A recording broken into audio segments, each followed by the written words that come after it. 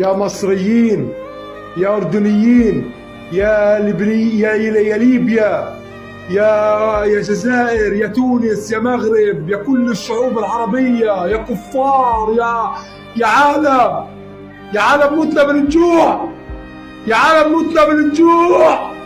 افتحوا المعبر، الناس ماتت من الجوع، احنا متنا من الجوع يا عالم، يا عالم متنا من الجوع. وصي صوتنا يا عمي، متنا يا عالم من الجوع، يا عالم بكفي، يا عالم بكفي، والله العظيم بكفي.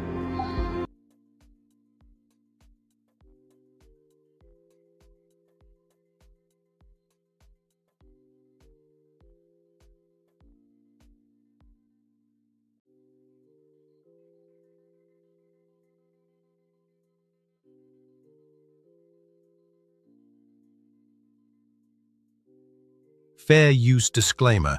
This video is for educational, commentary and news reporting purposes only. It may include short clips, images, or quotes from third-party sources related to politics, news and sports, which are used under the principles of fair use as outlined in Section 107 of the U.S. Copyright Act. These materials are not intended to infringe on any copyrights and are utilized solely to provide analysis, criticism, or discussion on public interest topics. No copyright infringement is intended. Yo, what is up? What is going on? It's your boy Maki Dan the Historian coming to you with another stream for Democracy 101. Yes, sir. Yes, sir. I hope everybody had a great Thanksgiving. If you're in the building, please smash that like button. If you're new to my channel, we talk politics. We talk all things national and world news. And we're going to get into some of these topics today. Please subscribe if you're new to my channel, man. But coming to my brother AC. AC, how you doing? How you doing, bro?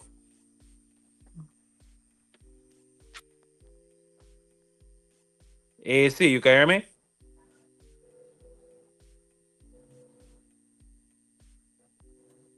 I don't know if the brother AC can hear me. Let me go and come back.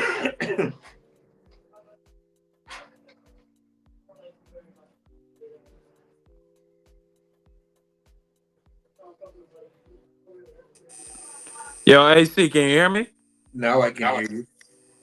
Oh, okay, yes, sir, yes, sir. My bad. I don't know if the people could hear me, but salute to everybody in the building, man. Please smash that like button.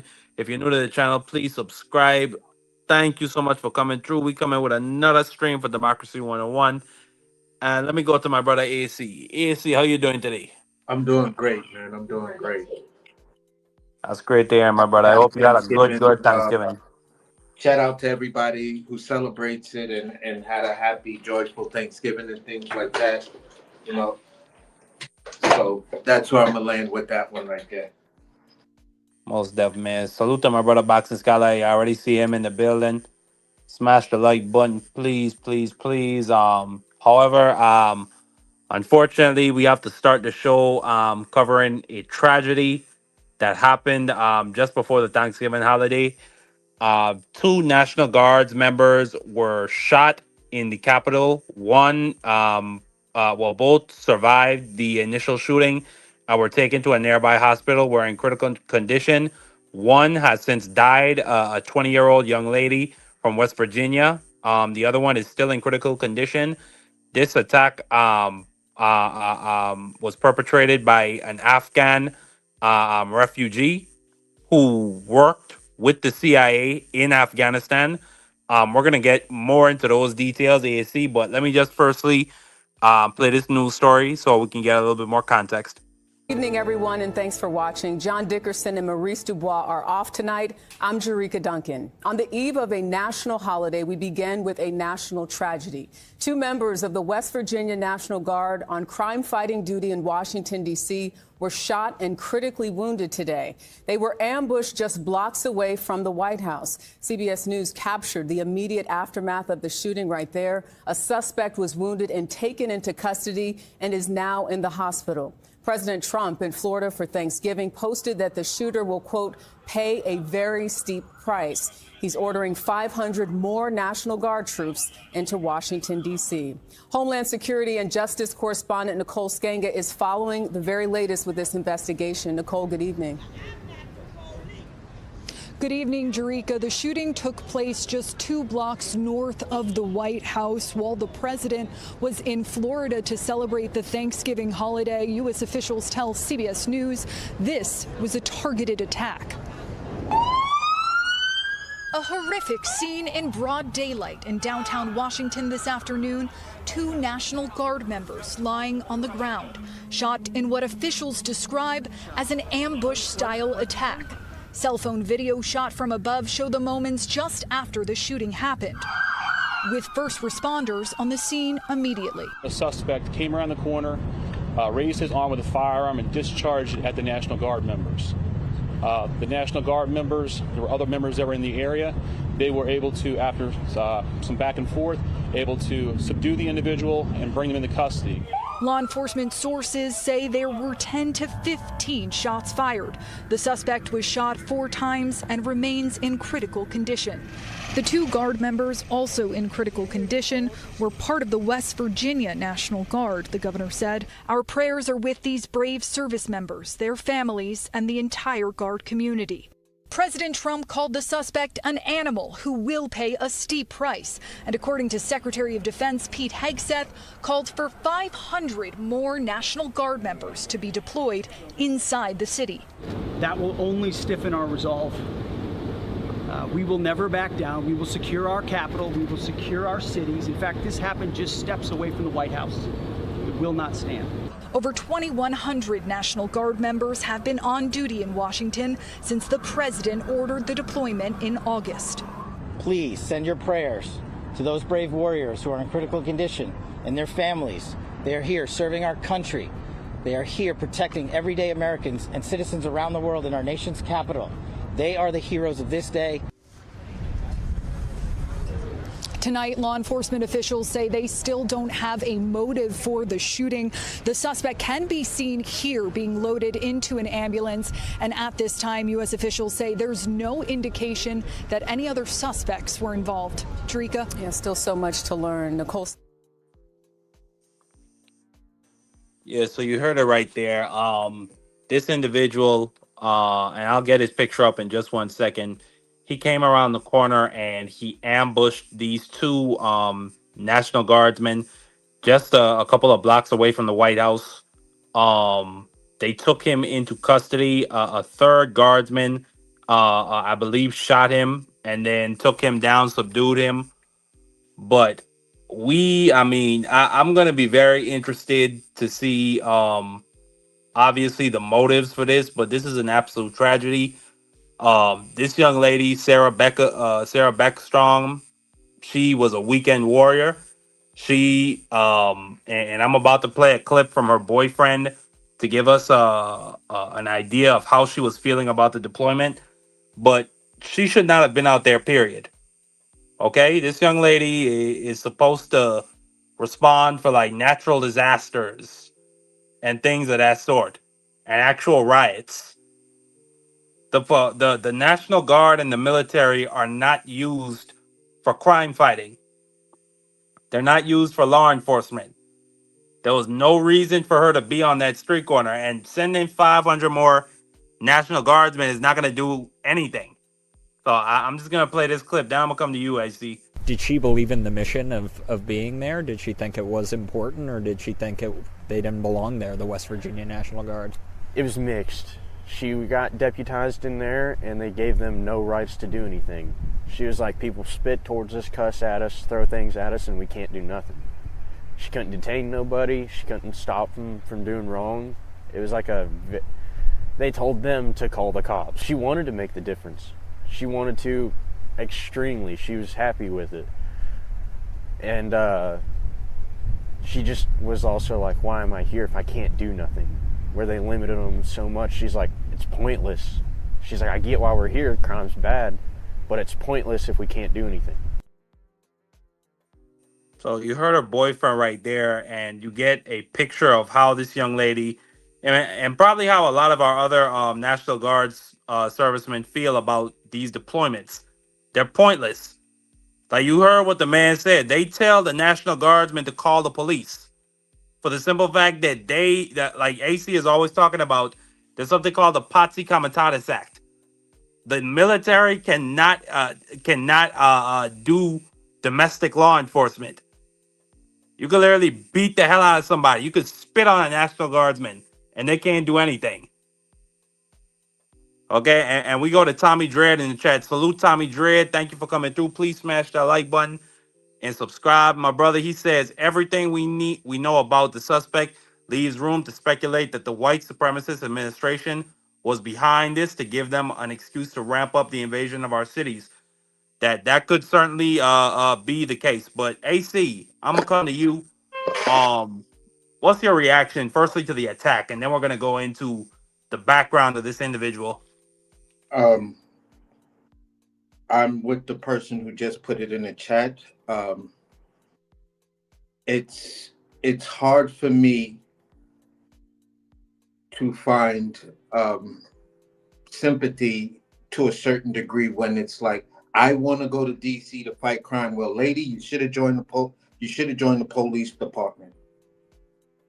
If that's what you wanted to fucking do, fight crime, then go join the police department. You thinking you gonna go over there and arrest people and fuck with people, bitch, you had the wrong fucking job. So that's where I'm standing with that. And the sympathy missed me with all of that because you wanted to go there to do something that law enforcement is there to do. You in your M16, your military guns and everything like that are not going to go to DC to fight some crime. And if that's what you had in your head, then lady, you know what? I ain't got no sympathy for you. Zero. So that's where I am as an American and understanding the difference between our military and law enforcement.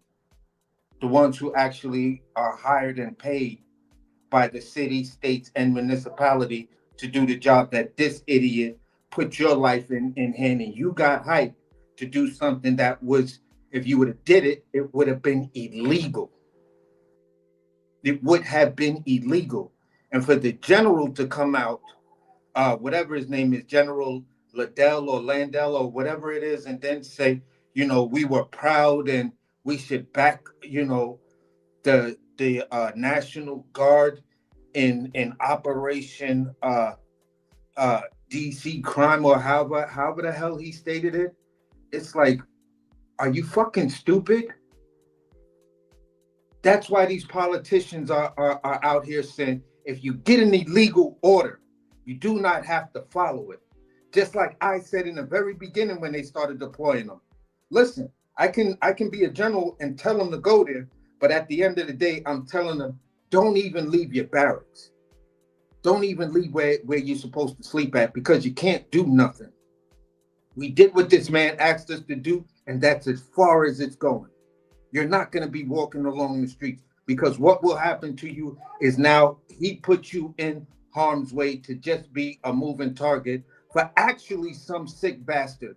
Now, everything that's leading to this thing is telling me the Trump administration is behind it. Because at the end of the day, just think about this. They've killed 80 Venezuelans for no reason, showing no proof.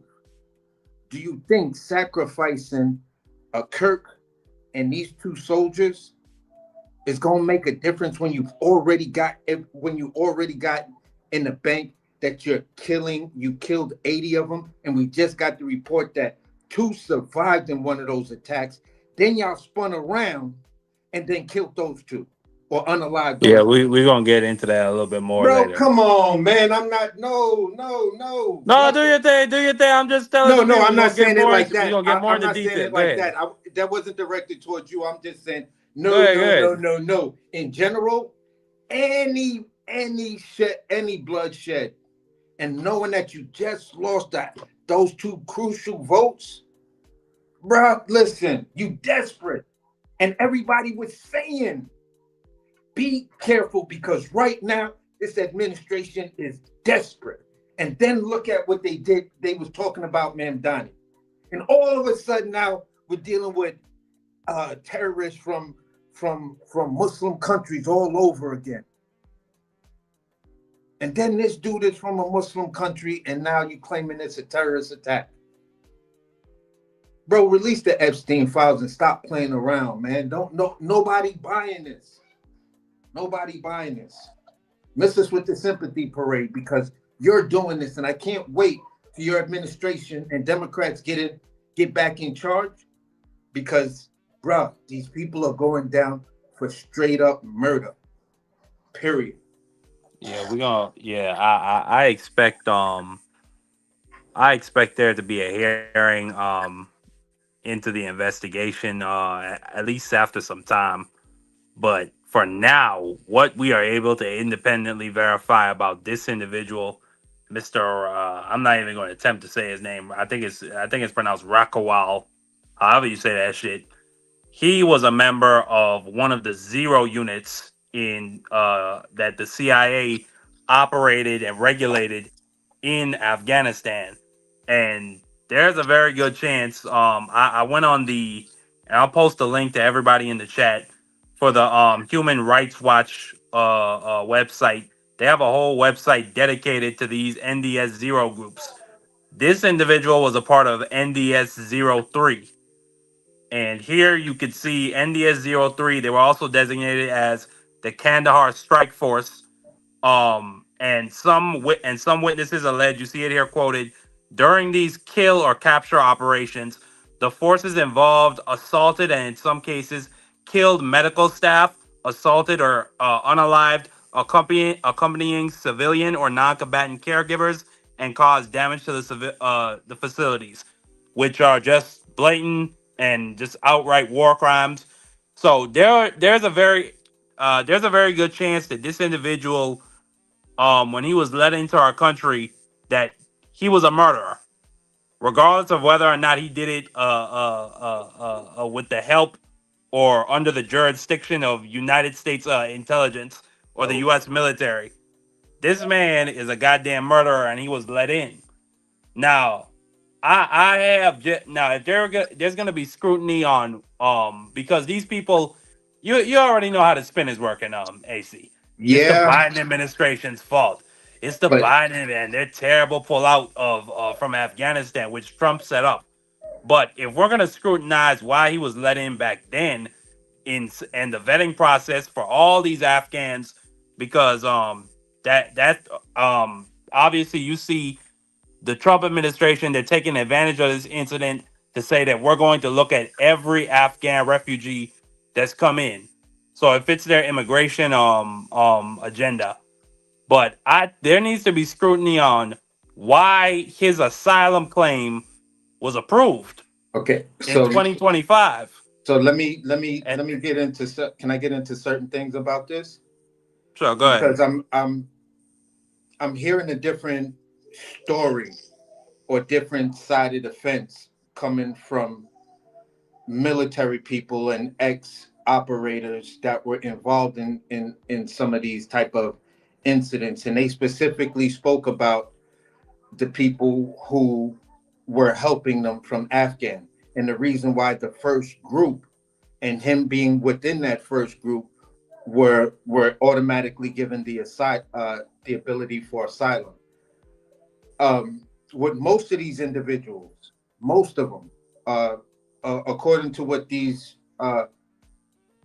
Green Berets and other ex-military people were saying, they hated the Taliban with a passion because a lot of them grew up and watched those same Taliban people murder their entire family and then enslave them. They wound up escaping somehow, going into hiding, and then when America came to get rid of them, they volunteered, like, look, I will help you.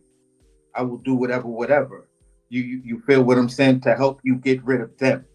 Now, looking at how hard they fought from what they were saying, and he was like, they won't tell you that when an American soldier took a step, they took a step.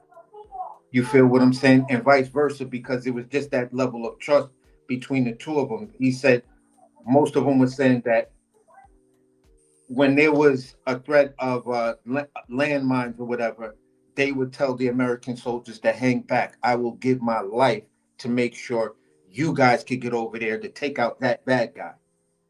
And that's how they fought. Basically, for me to cover up when I'm looking at it, is to now take someone who saved American soldiers' lives by doing what he was doing.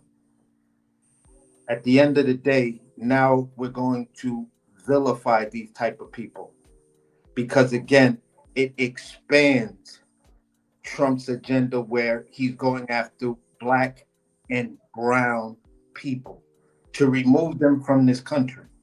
So he's always had an issue with Muslims ever since 9/11. Look at the comments that Trump was saying about things in 9/11. Remember the Muslim ban? Exactly. So, and then things after that, and then look at many of his policies from his first term towards Muslims.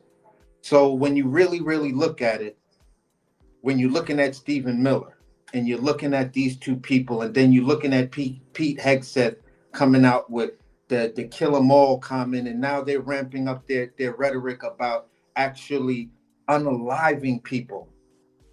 You cannot put it past that these are plots that you're setting up so you can fast track your agenda. Look at what happened about Kirk.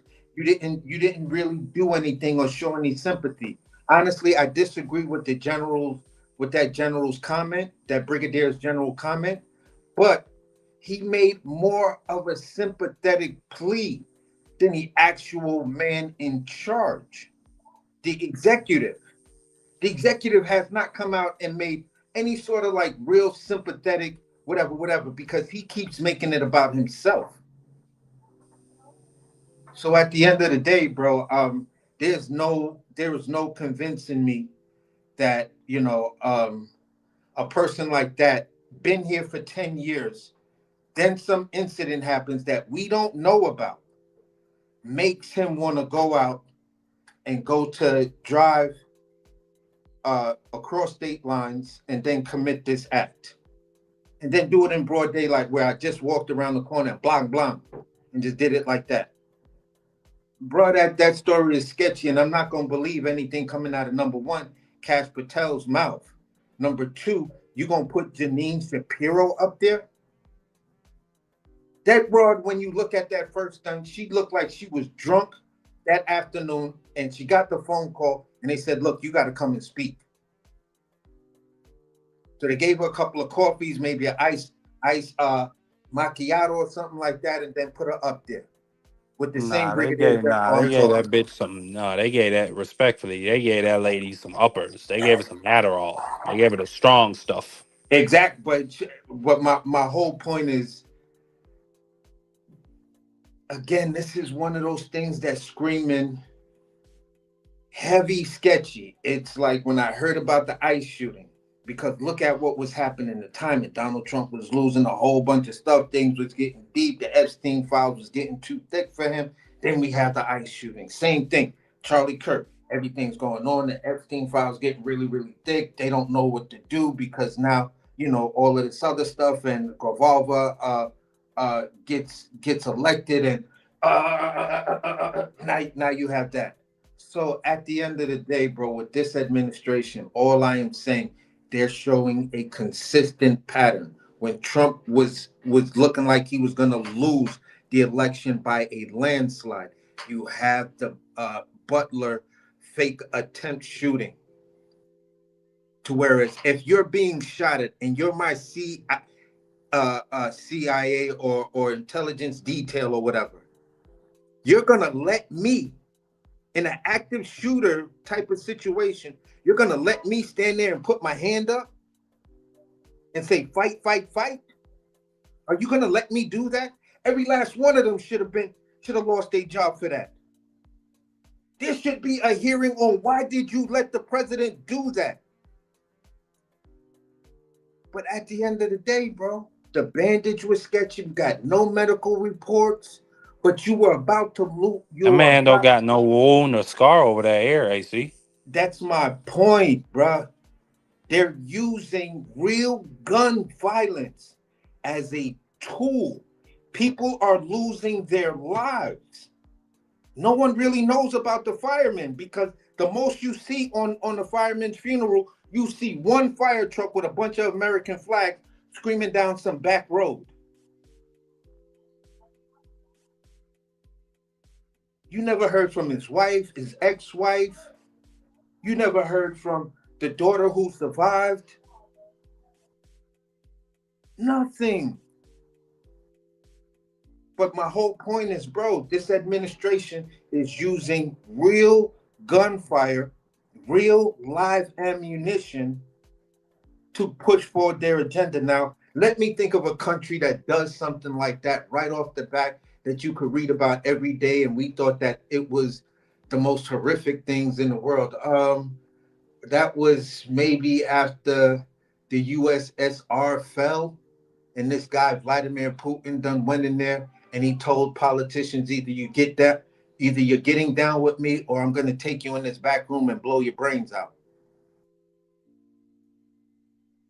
And then look at the string of politicians that just wind up somehow or another getting poisoned in their own homes and in hotel rooms.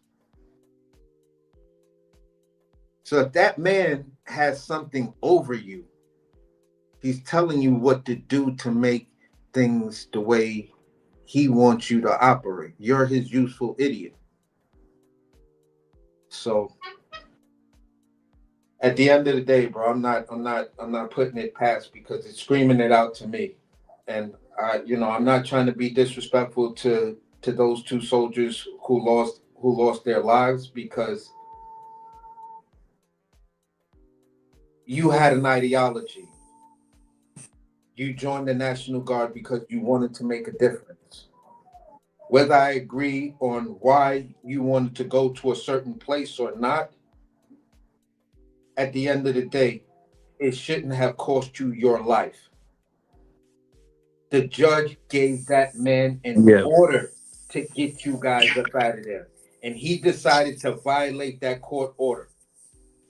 Yeah, I don't and that's where I really feel about it. I don't agree with how this young lady might have felt, Yeah. especially about her role and when it comes to fighting crime.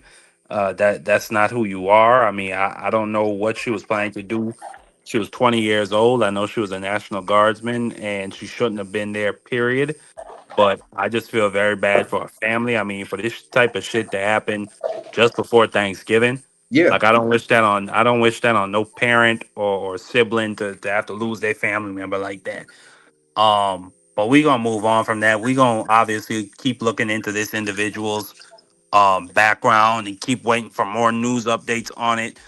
But we gonna move on to the Epstein files vote that happened last week. We didn't get to cover it on this show.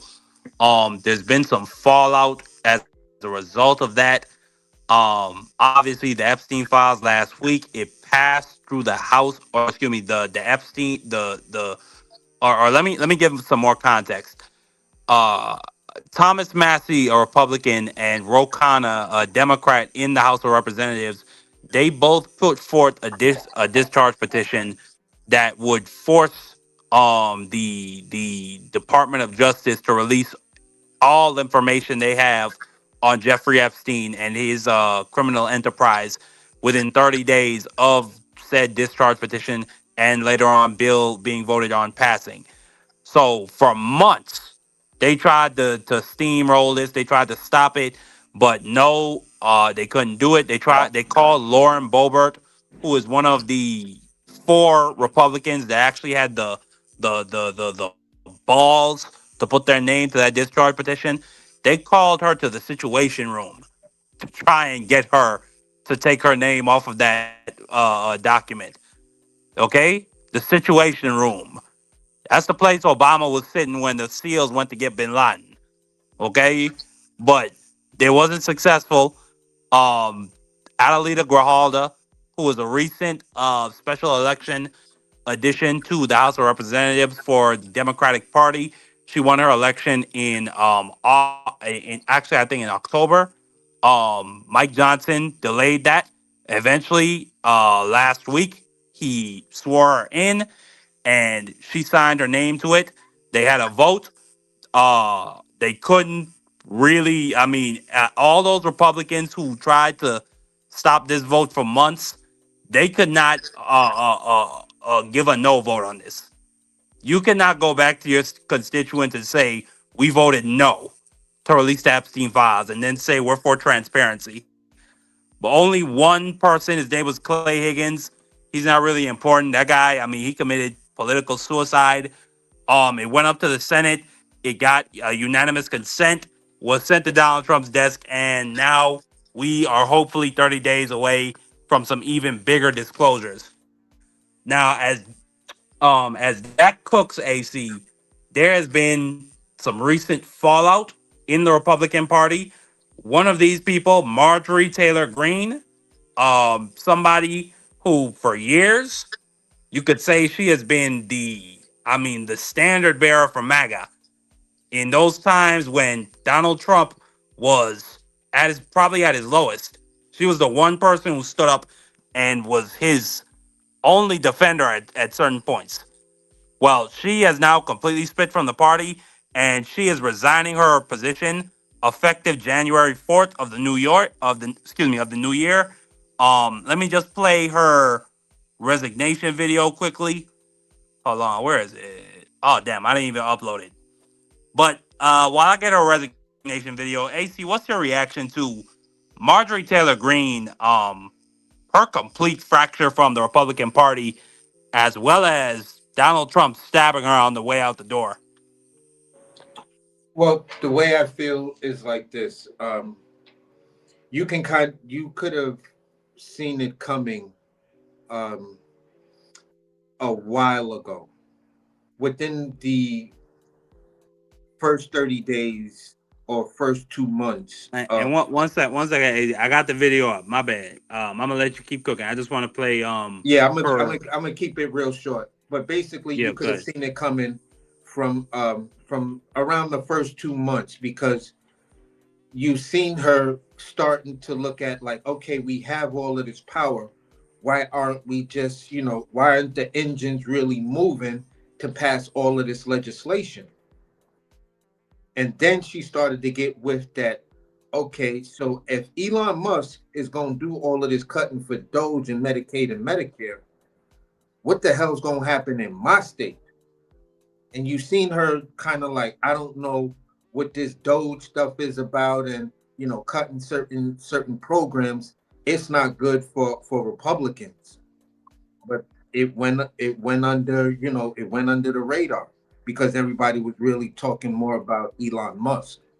So at the end of the day, bro, she's been on it like this, and she's been kind of hinting that But not only that, AC, she was pretty much humiliated with that Doge stuff. She was made the chair of the Doge committee, and she had not even had a hearing with Elon Musk once. Yeah. Okay? Do you know how, and he's supposed to be a government department head, and you're supposed to be Congress. You're supposed to regulate him. So she was essentially neutered. Then Donald Trump and the GOP basically smacked her down in discussions for her running for Senate next year for Ossoff's seat.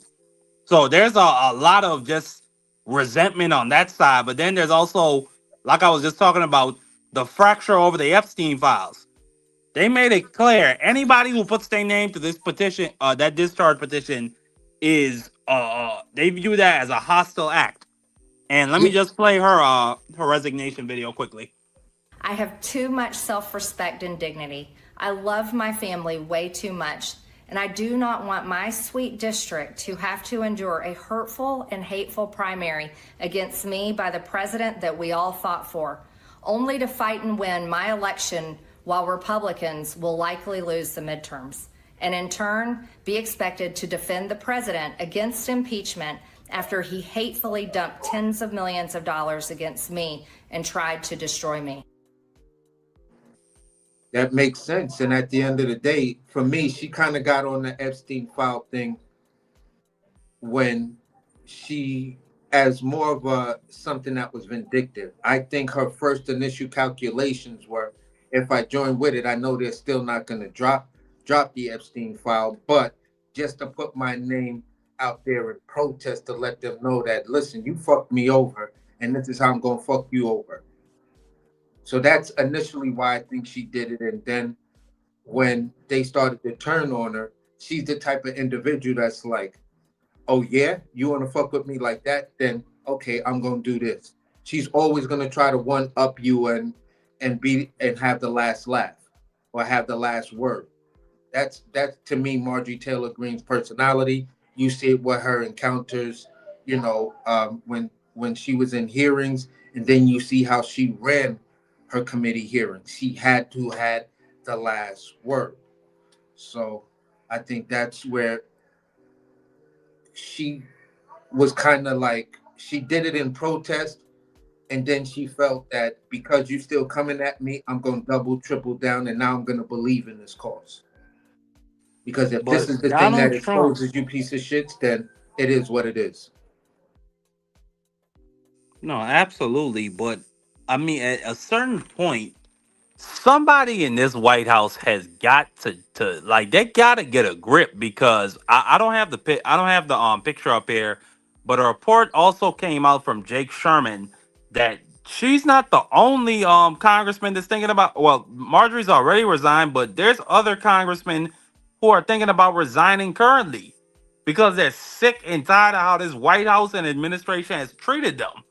Well, Like one of them who I think is Don Bacon from Nebraska. And yeah, this is like, like, you also saw this with the senator from North Carolina, Tom Tillis. They don't like. I don't think they realize just like they're stabbing themselves in the kidney to make themselves, I guess, their ego feel better. But like they're fucked. at the Like end of the day, Marjorie's seat is gonna be up for a special election in February, AC. yeah, And I texted this to you. and it's only a Let a Democrat, Democrat 2 point difference. exactly. Let a Democrat go ahead and win a seat in North Georgia. Bro, All hell is gonna break loose for this administration. You're Donald gonna see Trump a rebellion. Trump won that district. He won Marjorie Taylor's district by 22 to 25 points between the two elections. 22 and 25 points. The race now is a 2 point. The Republican has a 2 point lead over the Democrat, and that's still within the margin of error. So at the end of the day, that seat is up for grabs, and a Democrat could win that seat. You feel what I'm saying? But what I was gonna say was Mike Johnson spilled the tea when he tried to talk around it, but he was saying that the Epstein vote and how that vote is handled could lead to mass resignations between Republicans on the Republican side. So between the way they're not governing and the way that these people have to go back to their own constituencies and justify a no vote on the Epstein file, it was political suicide. This is why the House just said, this is why the Senate said, you know what, Republicans, we're going to make a deal here. We're just going to do a unanimous consent. Everyone is pretty much shielded. And there is no real name you can say you can go after, which all of those Senate Republicans kind of, in my opinion, protected themselves by just saying, yeah, I'll do the unanimous consent thing instead of having a counted vote. So at the end of the day, you don't need everybody in there to go for unanimous consent. They did it. It's a done deal. That's why Mike Johnson looked like Eddie Hearn when AJ lost the first fight between Andy Ruiz. Like, what am I going to do? This is a nightmare. And you see it right here in this tweet from Jake Sherman, a Washington insider. It says that even more GOP House members are thinking of retiring in the middle of the term.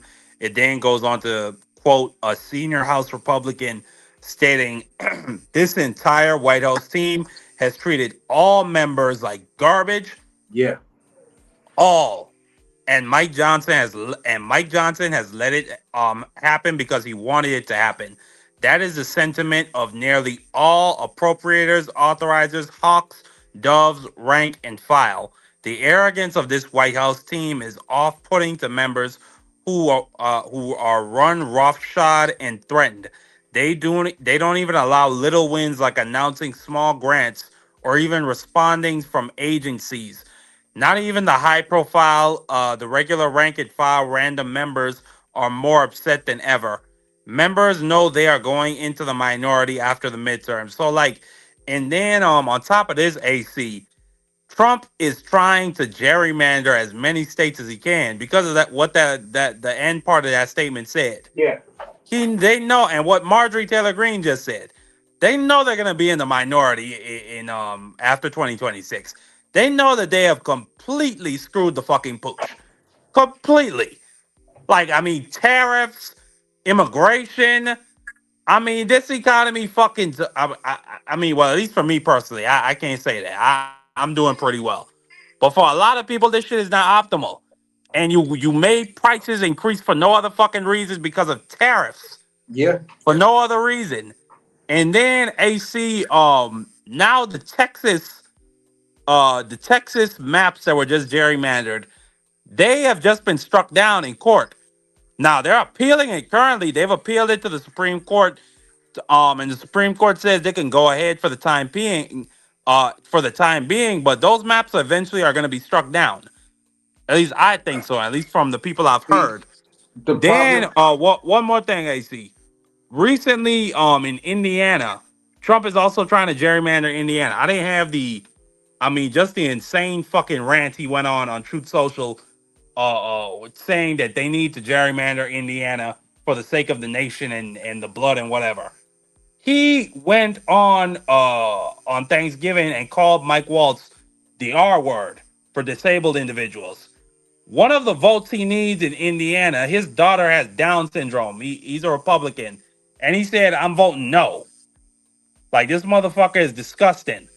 Convince the voters to give you a majority in the Congress in next year's midterms by yourself. Yeah. So the point I was going to make was this. What this administration doesn't realize is you can probably gerrymander the shit out of red states, but what you're going to have is red on red crime in the terms that you think that the voters, because you're putting this sycophant and you're gerrymandering it around the sycophant, that the sycophant's constituents are going to look at you and say, yeah, okay, we're going to re-vote for you, knowing that, number one, out of the very few Republicans who did vote no on the Epstein files, and you're one of them, we're now going to look at you and say, yeah, I got a 4-year-old and I got a 13-year-old daughter. A sick motherfucker like you would let Donald Trump and his cronies have their way with my 13-year-old and then face no consequences. Hell no, I'm not voting for you. I'll vote for the moderate Republican that's telling us in the small town meetings that I don't rock with that bullshit. We got to get this motherfucker out of here if we want to save our country, our small town, and our small town values. So that's just to land my last point is that's where they're making their biggest miscalculation, because you're thinking that your only opposition is your opposition, when now your opposition is actually in your own home. No, AC. And do you see in Tennessee and in Nebraska, Tyson's Chicken has closed down multiple plants. And then up in Iowa, I think it was either a Ram plant. Ram has started closing multiple of their manufacturing plants out there. So the small town folk are not feeling the golden age yet. Yeah. But let me say salute to my brother Bakascala before I move on to the next point in this. Bakascala, how you doing? Bakascala just Chilling, fell bro. downstairs. Nah, I'm good. Chilling, bro. Chilling. Great to hear. Great to hear, my brother. Hope you had What's a good, good AC? Thanksgiving. Hey, Salute, brother. brothers. I don't celebrate that pilgrimage that was done to my native. I got native 3%, but we don't do that. We don't do that, bro. Hey, respect to you. I mean, as long as you spend time with your family, as long as you do that, I Nah, I'm just mean, playing. you good with We me. celebrate. We celebrate it. We still use Redskins around here. We MAGA over here. We get a little mud on our boots and we dance the mud right off of them. But now, all seriousness, man, I heard y'all cooking a little bit. I just caught the tail end of it. And you brothers, what's the topic now, Mark? Because you like to switch to the Uh, flow of the we're show. ta- we're talking about the Epstein vote. We went into some of the consequences, as well as Marjorie Taylor Greene's resignation, as well as some of the gerrymander efforts that are failing. We're just talking about the overall collapse of the Make America Great movement in the Republican Party. But before I come to you, Boxer Scott, just to get your thoughts on the Epstein vote itself, we then heard from Thomas Massey that the FBI was threatening him to get his name off the discharge petition. And now I'll get both of your reactions to that. I'm going to say this here on camera because it's important. One of Kash Patel's staff threatened my staff with a criminal investigation if we didn't straighten up and play ball. I was going to ask you about that, but since you brought it up, and I didn't I'm bringing it up. Okay, you brought it up. And so, like a criminal investigation having nothing to do, he said it was going to be a fraud. We're going to investigate one of your staff for fraud. Right. And he told another one of my staff this. If you guys don't straighten up, if you want to play hardball, if this is how you want to play it or something like that, this member of your staff is going to get criminally investigated for fraud. A very specific threat. Right. And that had just happened. So I told Bongino, I said, one of your guys is threatening my guys with an FBI investigation if we don't do what you want. And he said, I'll take care of that. I'll take care of that. Because even he understood that was not a good look. It's probably illegal, right? So the fallout of that is the FBI employee who threatened my staff. I have to tell you all this, by the way, Steve, and I have to tell all the listeners this, because this is the context in which I'm worried for the whistleblower. Mm-hmm. If they're willing to retaliate against a congressional office, which has speech or debate immunity and a lot of other protections, they may be willing to retaliate against a whistleblower. Right. So the person who had made the threat to one of my staff through another staff, he sent a text. I got a copy of the text that said, Massey told Bongino, I have to apologize to you, or I should apologize to you. And then he said, I'm sorry if I hurt your feelings. He didn't apologize. He was unrepentant, let's say, really, that kind of non-apology. Right. And so that's the context in which when Bongino said, I'm going to have a big powwow, I'm pulling everybody in, my spidey sense went off. Well, a few hours later, I get this second disclosure from the whistleblower attorney who says, we think they're going after the whistleblower because they're having this big giant meeting. Mm-hmm. Well, I had knowledge that a big giant meeting was happening. Right. So this comported with, and then I also had knowledge my own staff was being threatened. Yeah. So I took the attorney's letter seriously.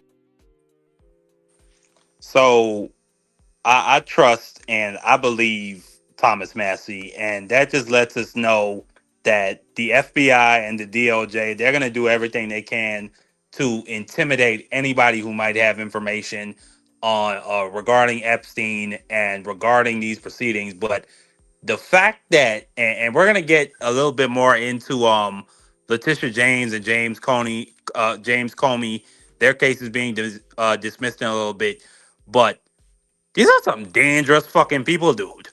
But Like bro, they're using they're using law enforcement and the power of prosecution to try and deter legislative proceedings.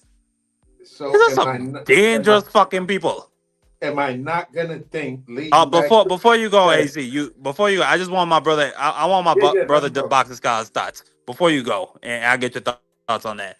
So, Boxer Scott, what's your thoughts on the whole Epstein files vote, and now that Oh, little tidbit of information coming out? oh my God, where do I start to unpack? So first of all, somewhere there's Nixon rolling around in his grave, sticking a finger at America right now. Like, what the hell? Like, this is what y'all wanted me impeached for? Using the government? Trump said, "Hold my beer." And you're man, look, Marky Dan, listen, I'm not a conspiracy theorist to the ninth degree or 10th degree, but I am to a certain degree, right? And I look at it like with the Hillary Clinton and the Russia emails and all that stuff, it all makes sense now. Does Putin have a picture of Trump blowing Bubba? It makes perfect sense now why Donald Trump was the one that got Jeffrey Epstein. He was tired of getting blackmailed by him. Jeffrey Epstein was holding that over his head. Putin holds that over Donald Trump's head. It makes perfect sense now. And of course they're using the government. This is a guy that went and sued a whole bunch of companies. He sued ABC and they settled out of court because they wanted the merger. Of course, he doesn't even hide the fact that he uses political persecution to threaten everybody in America. Like he doesn't hide it. He does it in plain sight. So yeah, of course, I 100% believe it. And I don't know if it's true, Marky Dan, but I heard that Cash Patel was considering stepping down because he don't want to get Rudy Giuliani. Because what Trump does is he get a whole bunch of loyalists and he makes them break the law. And had Trump not won that second term, Rudy would have been messed over. But he actually ended up Well, getting well, lucky. well. What's happening is there's been a lot of rumbles, and it's also being reported by Fox that Trump is thinking about firing Cash Patel because he has just bungled everything. He bungled the Charlie Kirk shooting situation. I mean, just recently, even with this shooting with the National Guardsman, he said at the press briefing that we're still looking for suspects when they had the shooter in the hospital.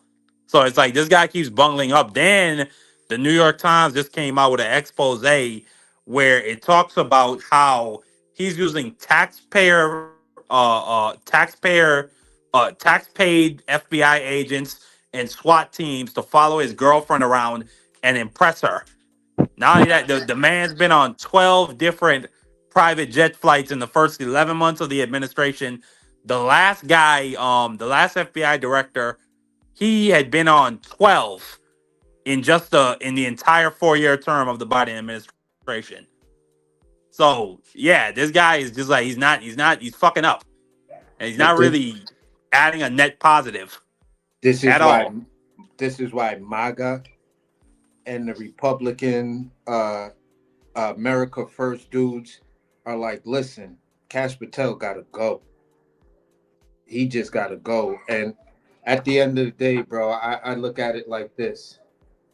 Am I gonna believe anything coming from that guy about any shooting?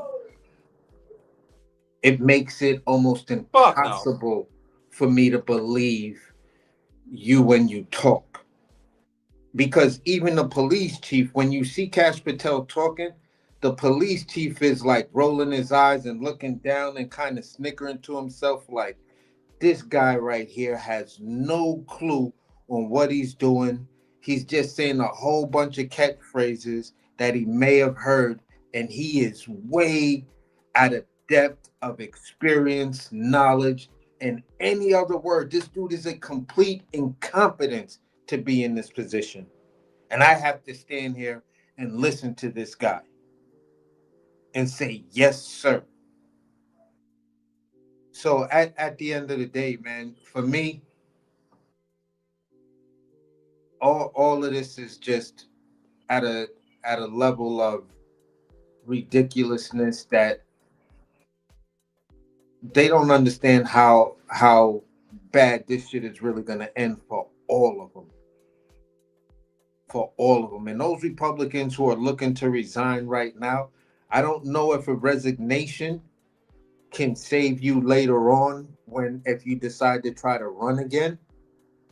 But I'm pretty much sure that, if you were a politician and then you lost your seat in a fair election, that kind of negates you, whatever, to a certain degree. So I think some of them are being smart and saying, listen, I'm getting out before this ship actually hits the iceberg, because I know I got about 28 more days or 27 more days to get off this ship before that mandatory hits, and they got to release these files, and then, the midterms. I want to be far away from this mess as possible. And I'm going to say it like this. Getting close to the 30 days or within 2 weeks of after the 30 days and the Epstein files come out, expect another high profile shooting. I certainly pray not. I pray not, But that the pattern tells me, this is their playbook. This is their go-to. I do think also that in America it's also far too easy to get a gun and go Yep. shoot somebody. I do And think then that that's also Marky just a Dan, fact. at AC. this point, it's easy to get away with it. Cash Patel couldn't find snow in Alaska. Like you just said, he's Jeez. the most incompetent administration ever, including Bush's. Like, this is insane. Yeah. Like, it really should not be that easy to get a gun, drive all the way across the country, and then gun somebody down. But hey, that's America. It'll probably never change. But we're gonna move on to the next topic that's been pretty much flooding the airwaves.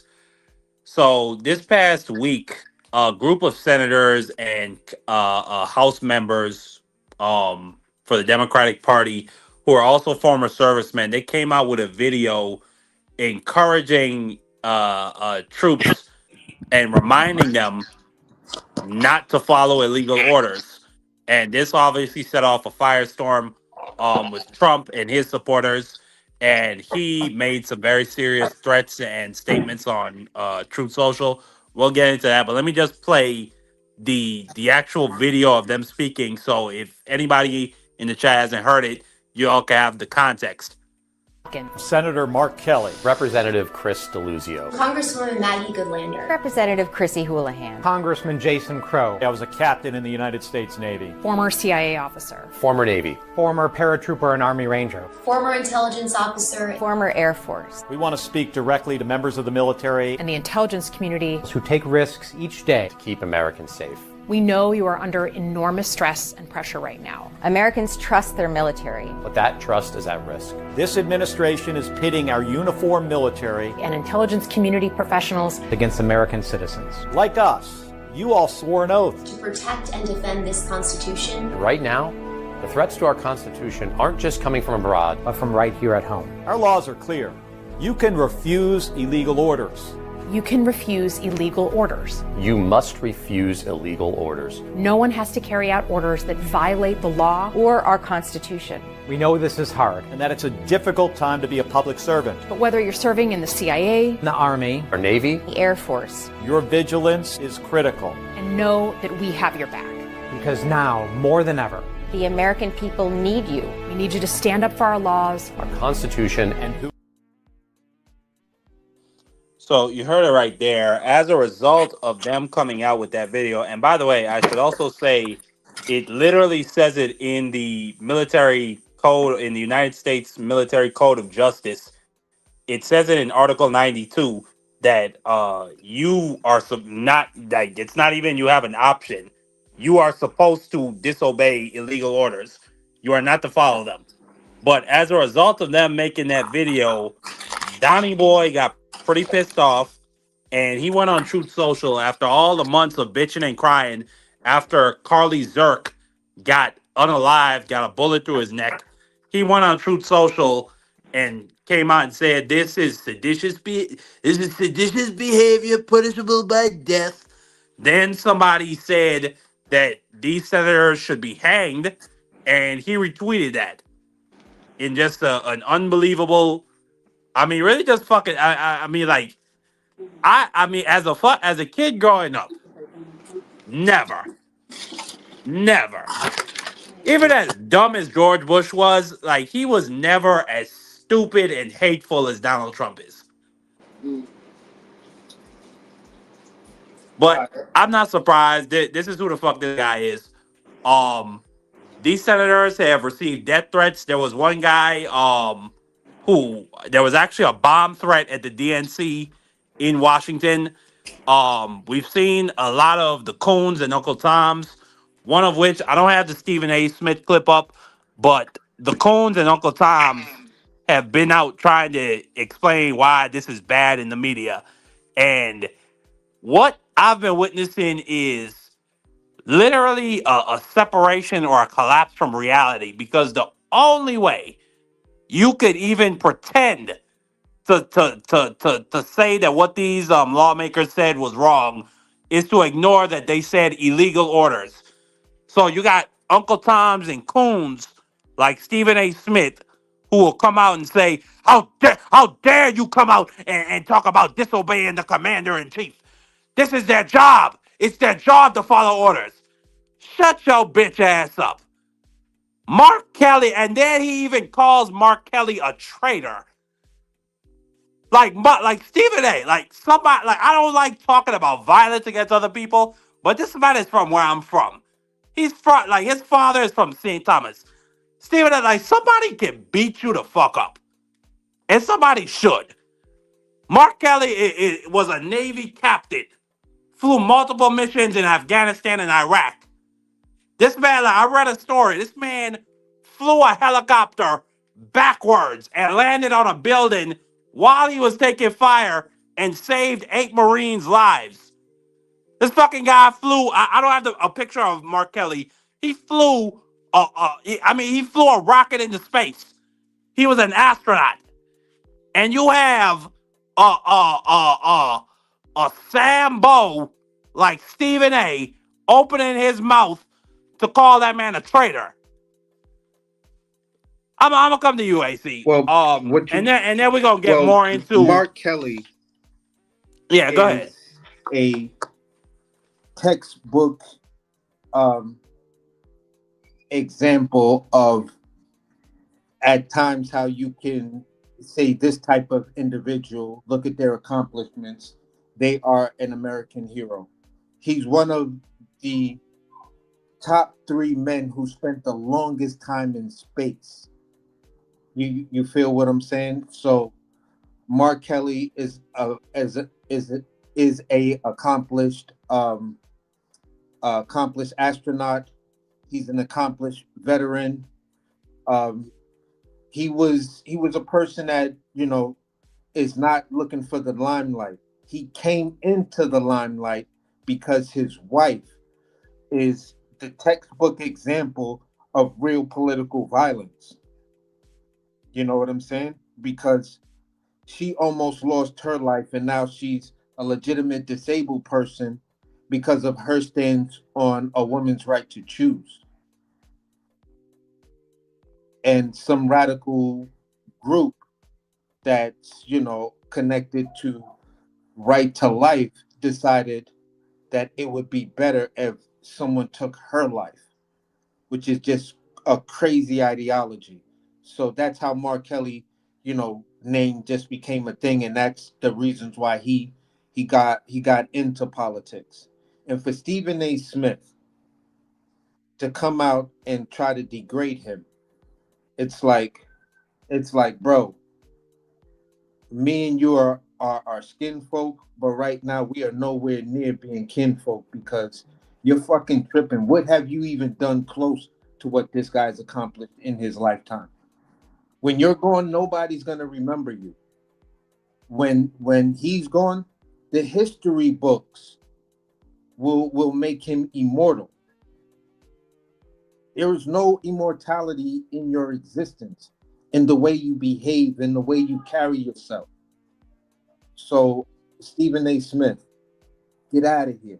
You'll be a joke. You'll be a laughing stock. You'll be the thing that young comedians imitate to make fun of you. So at the end of the day, bro, Stephen A. Smith, you're wilding. For me, just because, and they're absolutely correct, and that was in the intent that I was saying about the generals sending their troops to these cities. Yes, you can follow those orders and send your troop because if you don't have confirmation that the governor asks for it, then at that particular point, you being the general can not send the troops. It's just that easy. It doesn't have to go all the way down to being the responsibility of the troops. At the top of the chain, that's been my issue. What about the responsibility to those who wear the medals? Those who make the decisions to put our troops in harm's way, as far as the military is concerned. Pete Hegseth can tell you to send the military there, but if there isn't a chain of paperwork and things like that, at the end of the day, you're putting yourself in the same position that the reason why this law was created. Because when they went to go prosecute those German soldiers who carried out Hitler's orders, their excuse was we were only following orders. So between the UN and every war council globally said no, no, no, no, no. This whole we were just following orders thing, we're not going to tolerate that anymore. Because look at the result of what it is when Yep, it wasn't soldiers. accepted as a valid defense. Yeah, exactly. So at the end of the day, all the countries that were involved in World War II all were part of this pact and this agreement. And I believe it's all tied up in the War Powers Act as well. So all I'm saying is this: generals, if you know it's an illegal order, Navy captains and admirals, you know it's an illegal order, don't do it. Don't put it on your soldiers. You have the ability to stop it right then and there. So for me, if I was in Congress or things like that, I'd be like, yeah, bring the soldiers in, but I want you to tell me who gave you that order, which one of your commanders, and then who would be the name of that commander. Even though I would be having the list of the chain of command in front of me, I want the soldier to tell me. So then when I go down the list and put in orders to now bring all of these people before Congress and then put in my criminal referrals, because yeah, I want you to go to jail. Because you had the ability. At the end of the day, every soldier, you being a general, you're still a soldier. If you had to pick up a weapon and fight for this country, you would, being a general. So you're still a soldier. Bro, you're responsible too, my friend. Yeah. Yeah, we're not just gonna pick out these low lying fruit and then have you walk around with your medals and all of that, thinking that yeah, I'm beyond approach because I'm a general. It's unfortunate, AC, but a lot of what happened in World War II, there was a lot of war crimes on the Allied side. But in war, and you can look at this through the entire history of the world, you have victor's justice. So we're gonna focus on what you niggas did. We're not gonna focus on the fact that the U.S. was literally gunning down and strafing Japanese lifeboat survivors. No, we're not gonna prosecute those murders, but we're gonna focus on everything else. Like we're Yeah. not gonna I mean, we're not gonna prosecute when the U.S. were literally machine gunning German prisoners after they captured towns in Normandy. Yeah. And it's unfortunate, but that's the way how it's worked for a long time in the U.S. military court of justice. And the only time where, and there is actual case law about a soldier having a duty to disobey illegal orders. The only time you actually see that being prosecuted was the My Lai massacre in Mm-hmm. Vietnam, Yeah. where they went in there and they decided to unalive like over 500 just regular women and children and civilians. Like they herded some of them into huts and then threw grenades in there and machine gunned some of them. And it was just one virtuous pilot who said, "Fuck that shit." Like you motherfuckers are not coming on my bird after what the fuck you just did. And he started carting people and he started getting people out of there. Yeah. But I don't really we're gonna get into another case another case of US war crimes or potential war crimes, but I don't really see a remedy to any of this stuff. I really don't, because the international criminal court has essentially been neutered. Like it has no teeth anymore. There's no enforcement mechanism to go get any of these people.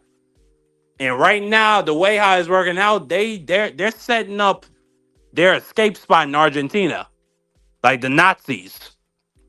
Mm-hmm. You see what they're doing, sending all that money to Argentina and investing down there.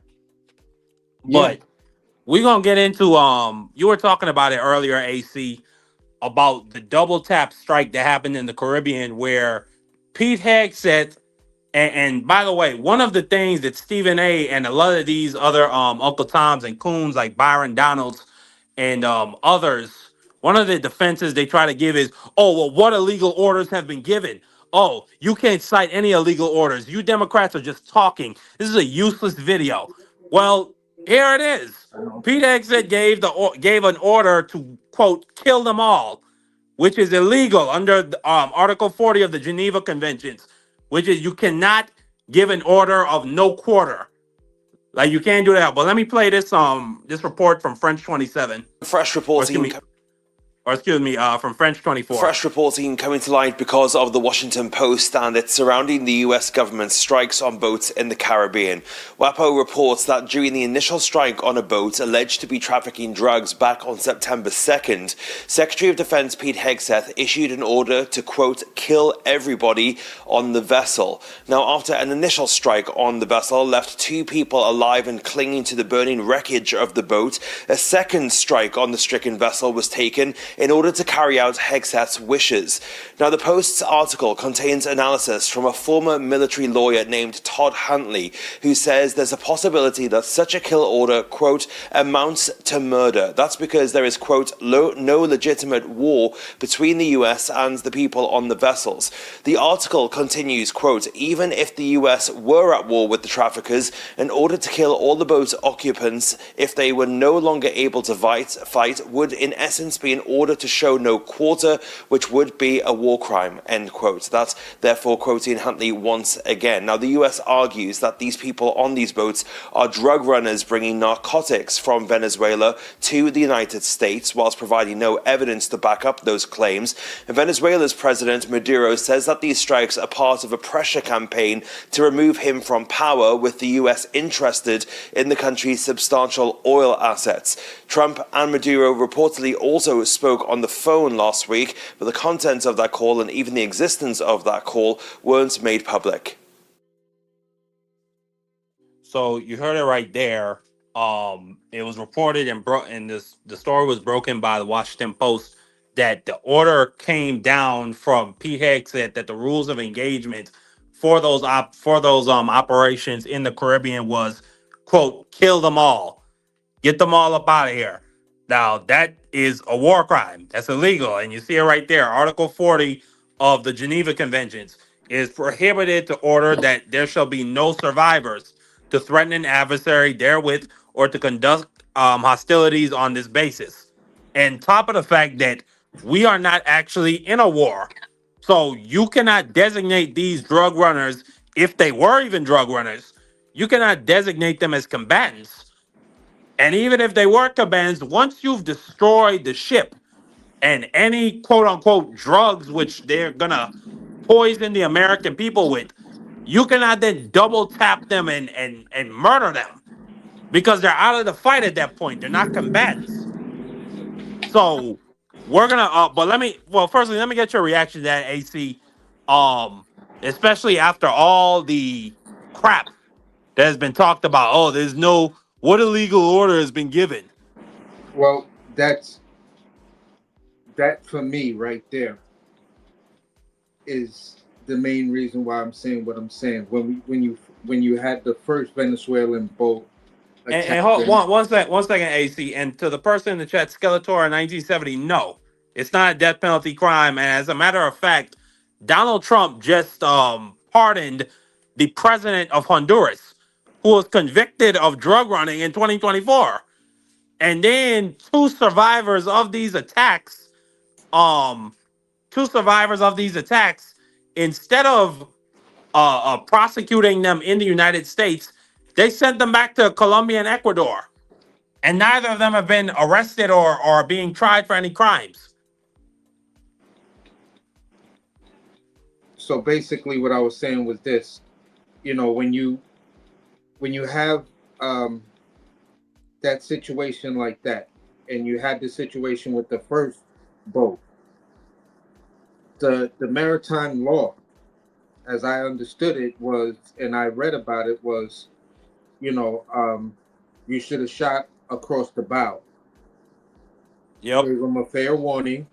Start recording that you shot across the bow to tell them to stop. And if they refuse to stop, then you just disable the boat. You don't destroy the boat. So when they chose to go down that route of destroying it, I was like, okay, they just broke the law. And you put it on film. Like the admiral of that ship or that ship's captain and everything else, yeah, y'all gonna be dragged into Congress when this administration is no longer. AC, my bad for cutting you off. Remember the admiral that stepped down, who was the commander of Southcom? Yeah, he stepped down, and he stepped down in September when this happened. Yeah, because he was smart. He was smart to say, "Listen, I'm out. Y'all, these are illegal orders.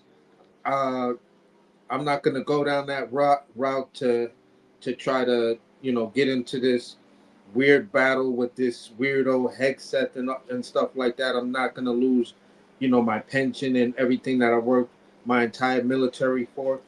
It's just best for me to step down."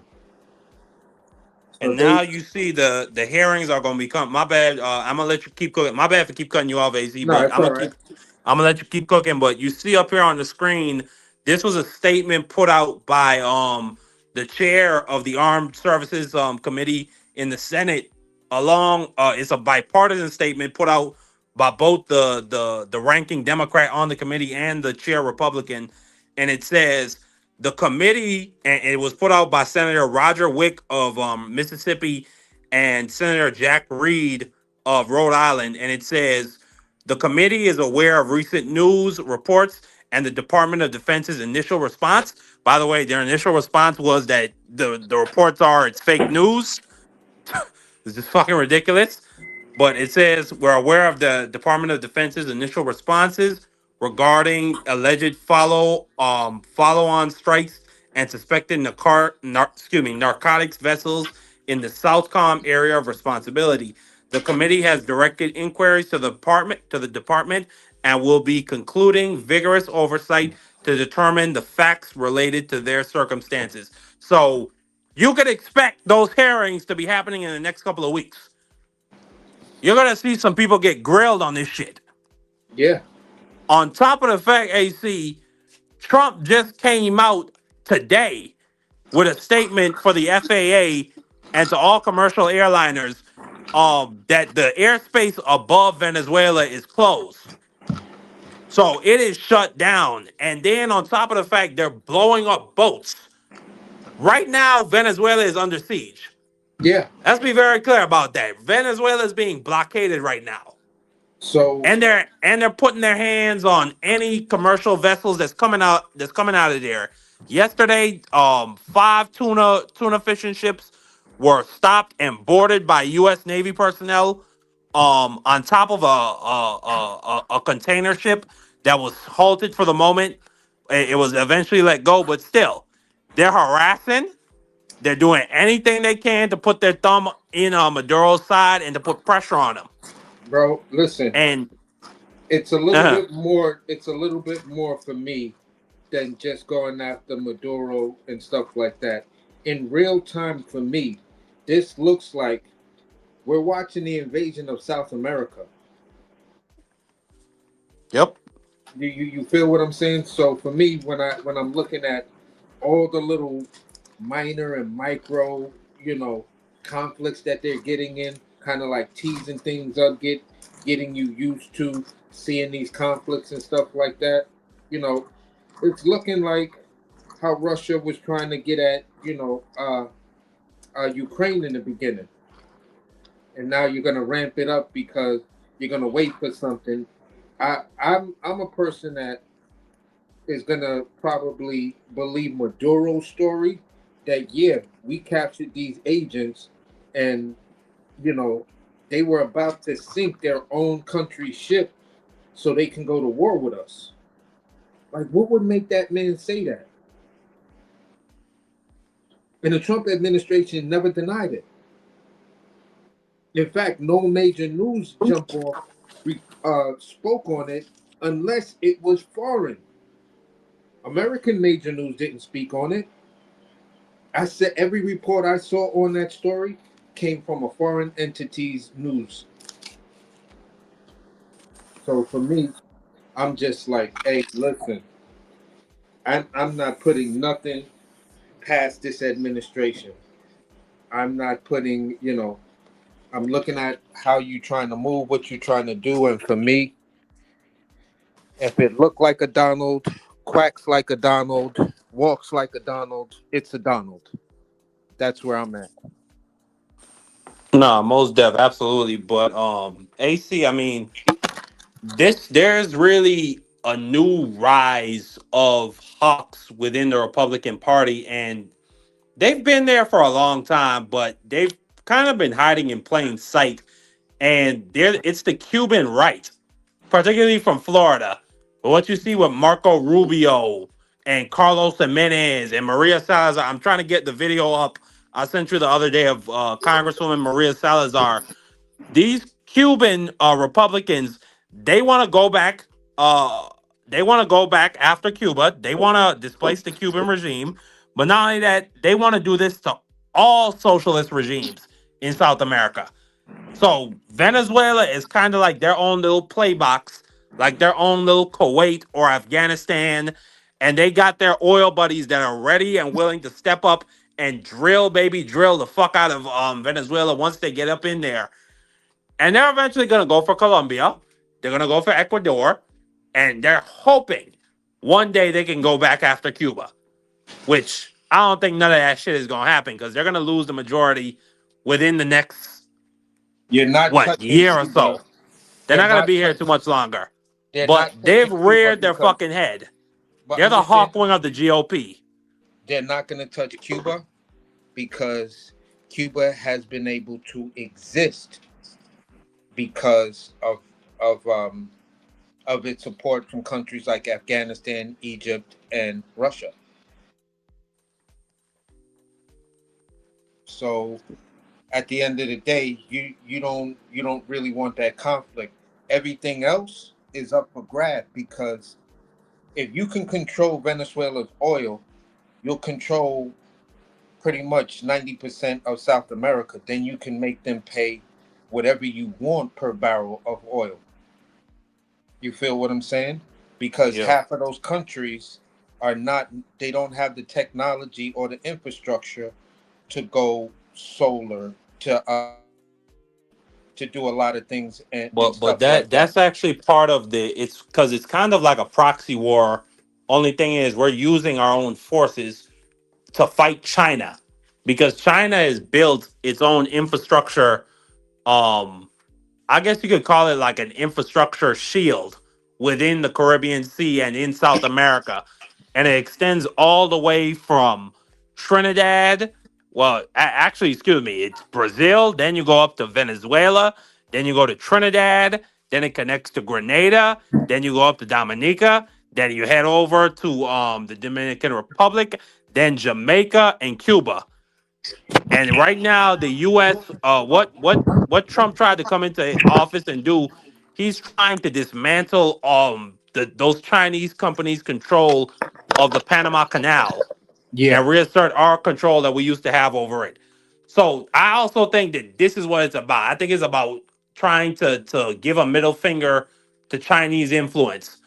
But even then, like, I don't know if you've heard the reporting, AC. They saying Maduro offered to give everything. They saying he offered to give all his oil. They said he offered to step down after about a couple years with dignity, and they're still not going for it. Yeah, they want So him dead. It's gonna because the talking point is we, the country of democracy, took out an American fight for the global democracy. We took out this bad guy, Maduro, that existed, since the Obama and Joe Biden administration. He has to die. We can't pull off this propaganda that we're going to push down South America's throat and globally everybody's throat. You feel what I'm saying?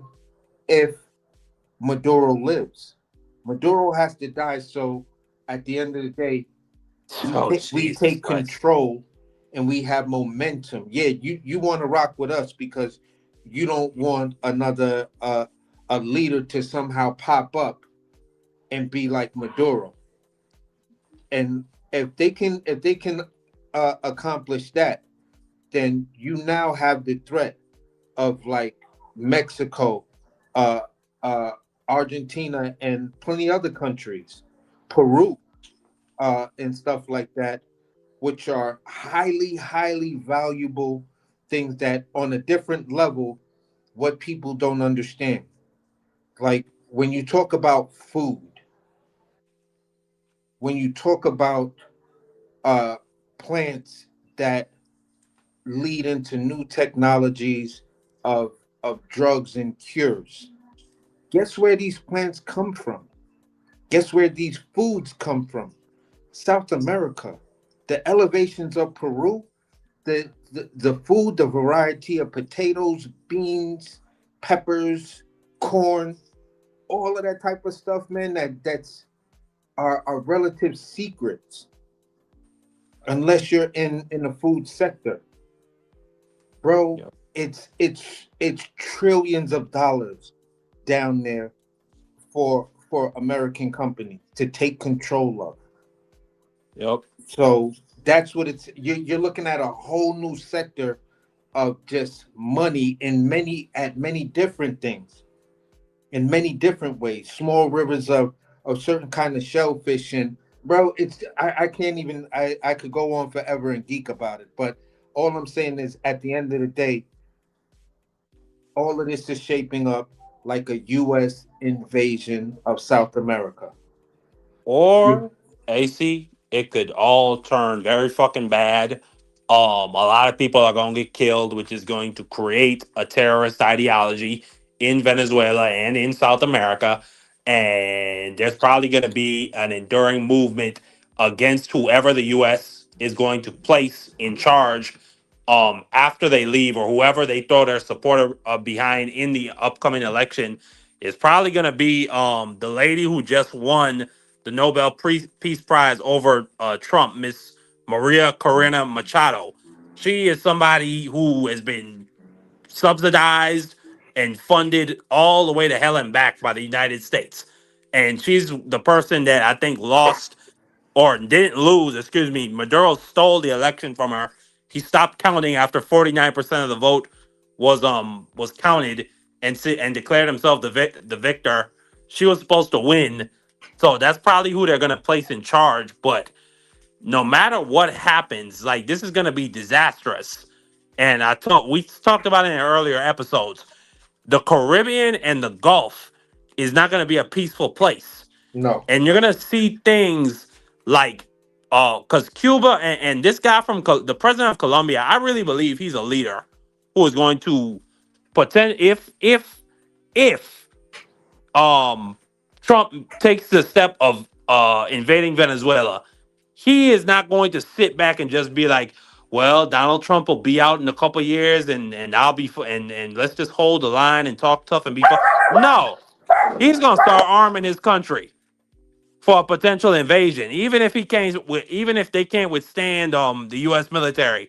And what might happen is you might see what happened at the beginning of World War II, AZ, where France and Britain they signed a defense pact with Poland to ward off Nazi aggression.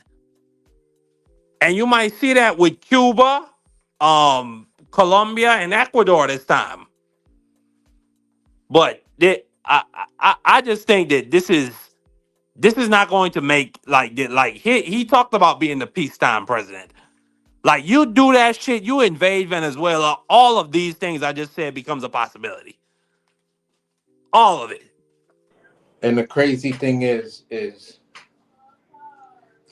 the person who I think is going to step up to the plate and call for all of South America to come together to fight against Trump is going to be Mexico. Yeah, because if anybody with this excuse of we have to invade Venezuela to stop fentanyl, bro, then what's stopping us from invading Mexico? Yeah, that's where 99% of the fentanyl is made and produced. Yeah, they got documentaries of how easy and how much these dudes produce a day of fentanyl. You watch the whole documentary; it takes like 15. Look like maybe between editing or whatever. You might think it takes 15 to 2 hours to make the stuff. So at the end of the day, for me, I'm just like, hey, listen, man, listen. These guys, they're gonna come together. This country, if this dude survives 4 years, man, listen, he is gonna fuck this entire world up. Nah, bro. Like, and I was telling you, like, China is sitting back looking at this situation because China has made it clear they're gonna go for Taiwan. The only thing standing between China and blockading Taiwan is the U.S. Navy and the U.S. Air Force and the U.S. Navy's air assets. That's it. And if Japan and if what they decide to do is if they decide to arm Cuba and Panama and Colombia in some type of defense pact treaty, like what we have with the Philippines and Taiwan and Ukraine already, bro, like the whole idea of Fortress USA is dead. It's over with. Like, we're not gonna be in a more safe world. Like, we're gonna be closer. And in that type of situation, you're gonna see China invade Taiwan. It's gonna happen. Because they're gonna have the South American and the Caribbean countries that they arm to keep America in check.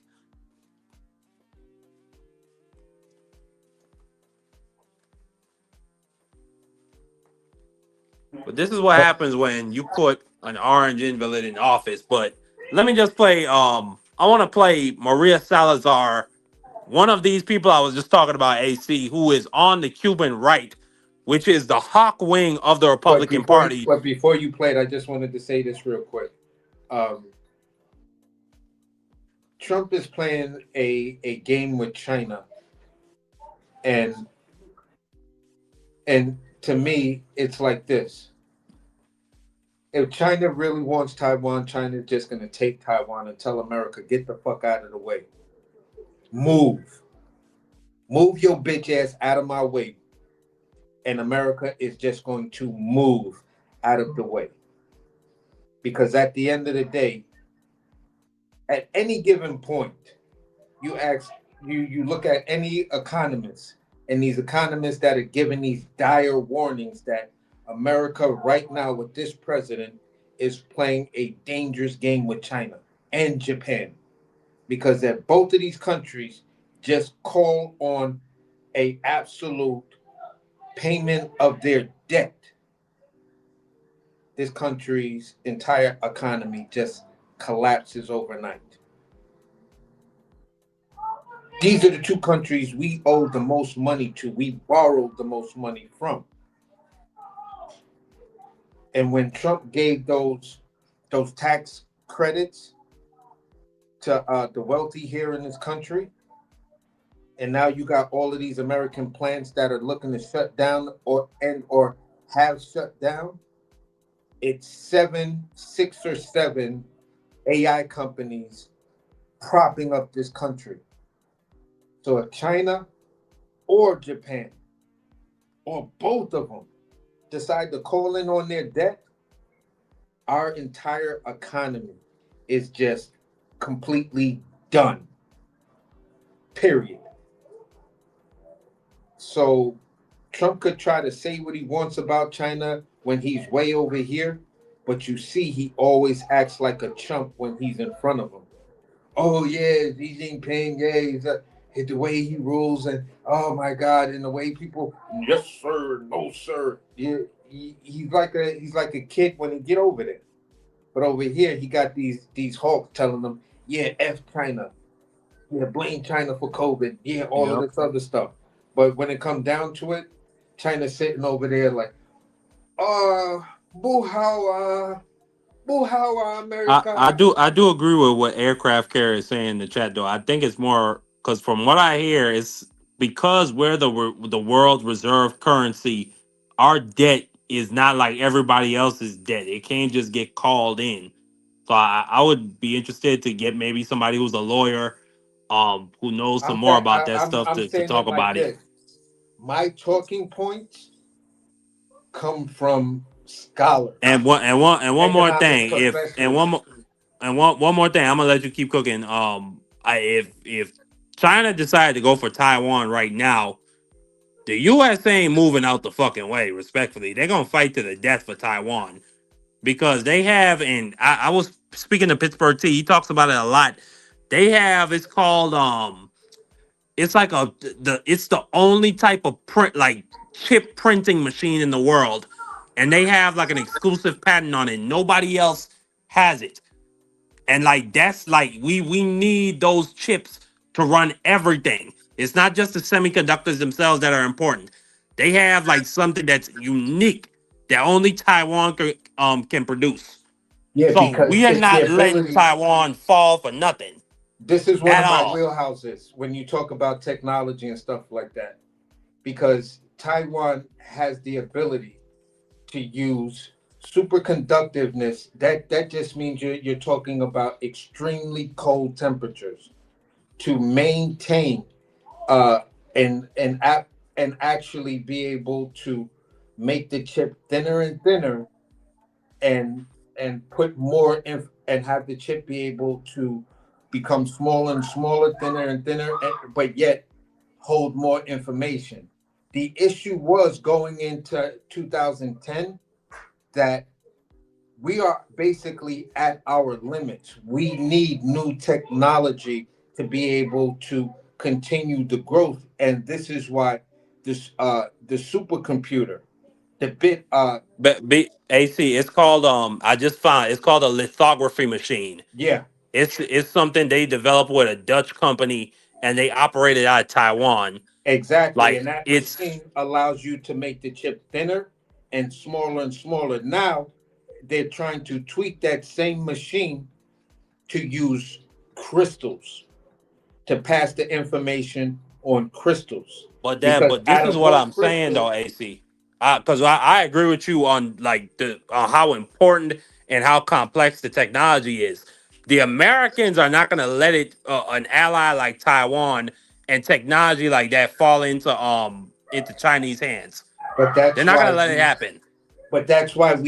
the investment and Doge fucked it up. The investment was supposed to be into the CHIPS Act. America was going to develop their own machine to be able to compete with China, because you cannot let China's chips bring us into the new era of AI and automation. That's what that whole CHIPS Act thing was about. Yep. It's about America being able to compete in the manufacturing of one of the most important parts when you're talking about AI and you're talking about automation, the chips. So if we're not developing the chips, our technology and our growth is spearheaded by another country. And this is the new space race. So now that all of that CHIPS Act money never went to nothing, and Donald Trump made those other deals, under the ground deals, with people like Elon Musk and Elon Musk AI and automation companies. That's why he's the world's But first AC, trillionaire. AC, I'm about to post in the chat this article where it's talking about China trying to push to invent and to invent their own lithography machine. But what is China known for doing? Stealing shit. Yeah. So what? So exactly, and that's what I'm saying when they talk about invading Taiwan, and they already put out all this propaganda and imagery about doing that shit any fucking way. Especially with we just saw the big military parade they put on. They're always having military drills out there. And say what you will about P. Heggs, I think he's an absolute drunken, dumb son of a bitch, and we're gonna get more into him in a sec when we get into Ukraine. But he has took a very hard line when it comes to Taiwan, and he has said that the U.S. Navy will defend Taiwan. Only because Now, we have and not countries only in that, Taiwan. AC, not only that, AC, Japan, their new lady prime minister, she has come out and taken a hard line against China when it comes to Taiwan.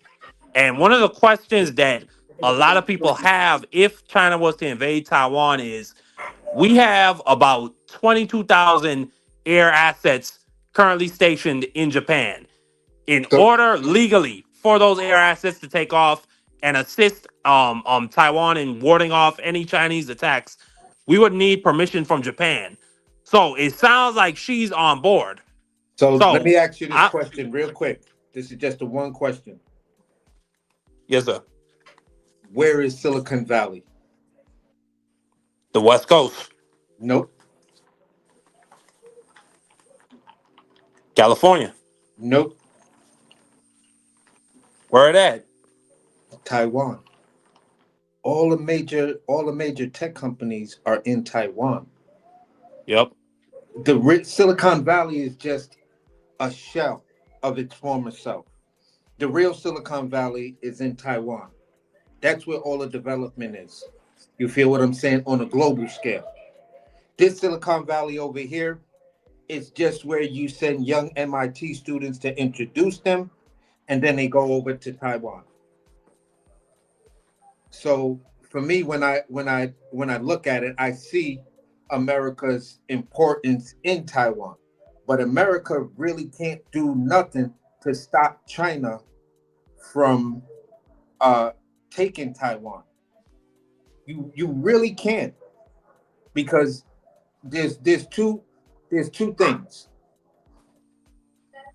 China, to a certain degree, let Taiwan have its independence because of the public perception. You feel what I'm saying? And then in doing that, they get a big amount of money that comes from Taiwanese companies in the form of I think it's like a weird tax or service fee or some shit like that. You feel what I'm saying? So China still gets money, from Taiwan, but to now have it as under their complete control, now you have complete control over global technology. You are where everyone wants to go. Everyone has to go through you for anything global. There are so many countries that sending their best of the best of the best to Taiwan to work in these tech companies, and many of them work in the same company, but they're all developing things inside of probably the same type of inside of the same building. So the point I'm making is this: unless the world gets behind America, and you're talking about Europe, Spain, everyone who's trying to develop the supercomputers that'll really have a more accurate reading and more sustainable transparency of stock trades and things like that, and have better hedging and I forgot the other word I just wanted to use, but just to be able to read the stock market in a better way and have better predictions, you need supercomputers. And the chips for supercomputers, they only come from one place globally right now, and that's Taiwan. So unless everybody else gets behind it, America, you don't really have the leg to do it. You're like the 1/3 grader against the And 6th grader. You need the whole that's why toolbox. Taiwan. But that's what I'm saying. That's what me and aircraft carrier are saying though. AC, Taiwan, what they have is basically like oil. It's the same fucking thing that we've sent men and women to die for fucking years. Oil. In this case, it's a supercomputer chip that only they can fucking produce, and that we need it if we're going to be able to compete with our adversaries like China or like India in the coming years. Now, it doesn't help that we have a retarded president that's turning away all the talent from outside the United States of America, and most of it is being driven to China, at least in the most positive cases, the UAB. The UAB is becoming an AI and chip hub. They even got their own minister of artificial intelligence over there in the UAB. So like our best case scenario with a retarded president like Donald Trump is that the South is that the boys over in and that the Arabs over in UAB beat China in the upcoming chips race. But I just disagree. I think we gonna defend Taiwan to the death, the same way how we always have defended other people's foreign countries to the death for whatever resource they can provide us. AC. But before we move on to the other topics of James Comey, Letitia James, as well as the Ukraine leaks that came out this week, I just want to play this clip of Maria Salazar so that the people watching can really get a feel for the new hawks of the party. Because this is the Cuban right that I was talking about. They hold all this vitriol towards socialist countries and towards the regime currently in Cuba. And they want regime change everywhere in South America and the Caribbean. But let me just play this clip. I mean, I would love to see a change in government. My wife's from Nicaragua. We know how terribly the dictators there rely on Venezuelan oil. But at the same time, a lot of Americans don't want actual U.S. participation in regime change in Venezuela. They would much prefer the Venezuelans to do it on their own. Do you think the pressure that Maduro has received will force him to leave on his own?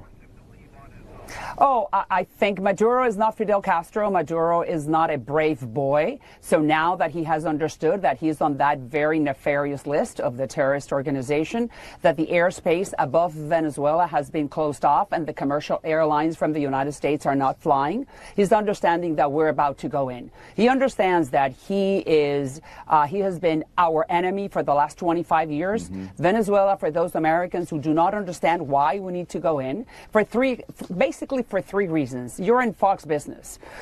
Venezuela, for the American oil companies, will be a field day because it will be more than $1 trillion in economic activity. American companies can go in and fix all the oil pipe, the whole oil rigs, and everything that has to do with the Venezuelan petroleum companies, or everything that has to do with oil and the derivatives. So I mean, she just comes right out and it just comes right out and fucking says it. Yep, we going in for the oil and the oil derivatives, and it's gonna make America a lot of money. Okay, we're gonna go in very soon. We didn't get Castro before he died, but we'll get Maduro. And that's part of what that's part of where I'm like, to me, all of this is looking like they're going to invade. This is an invasion of South America. So there's very little that this Trump administration can say that would make me feel any different.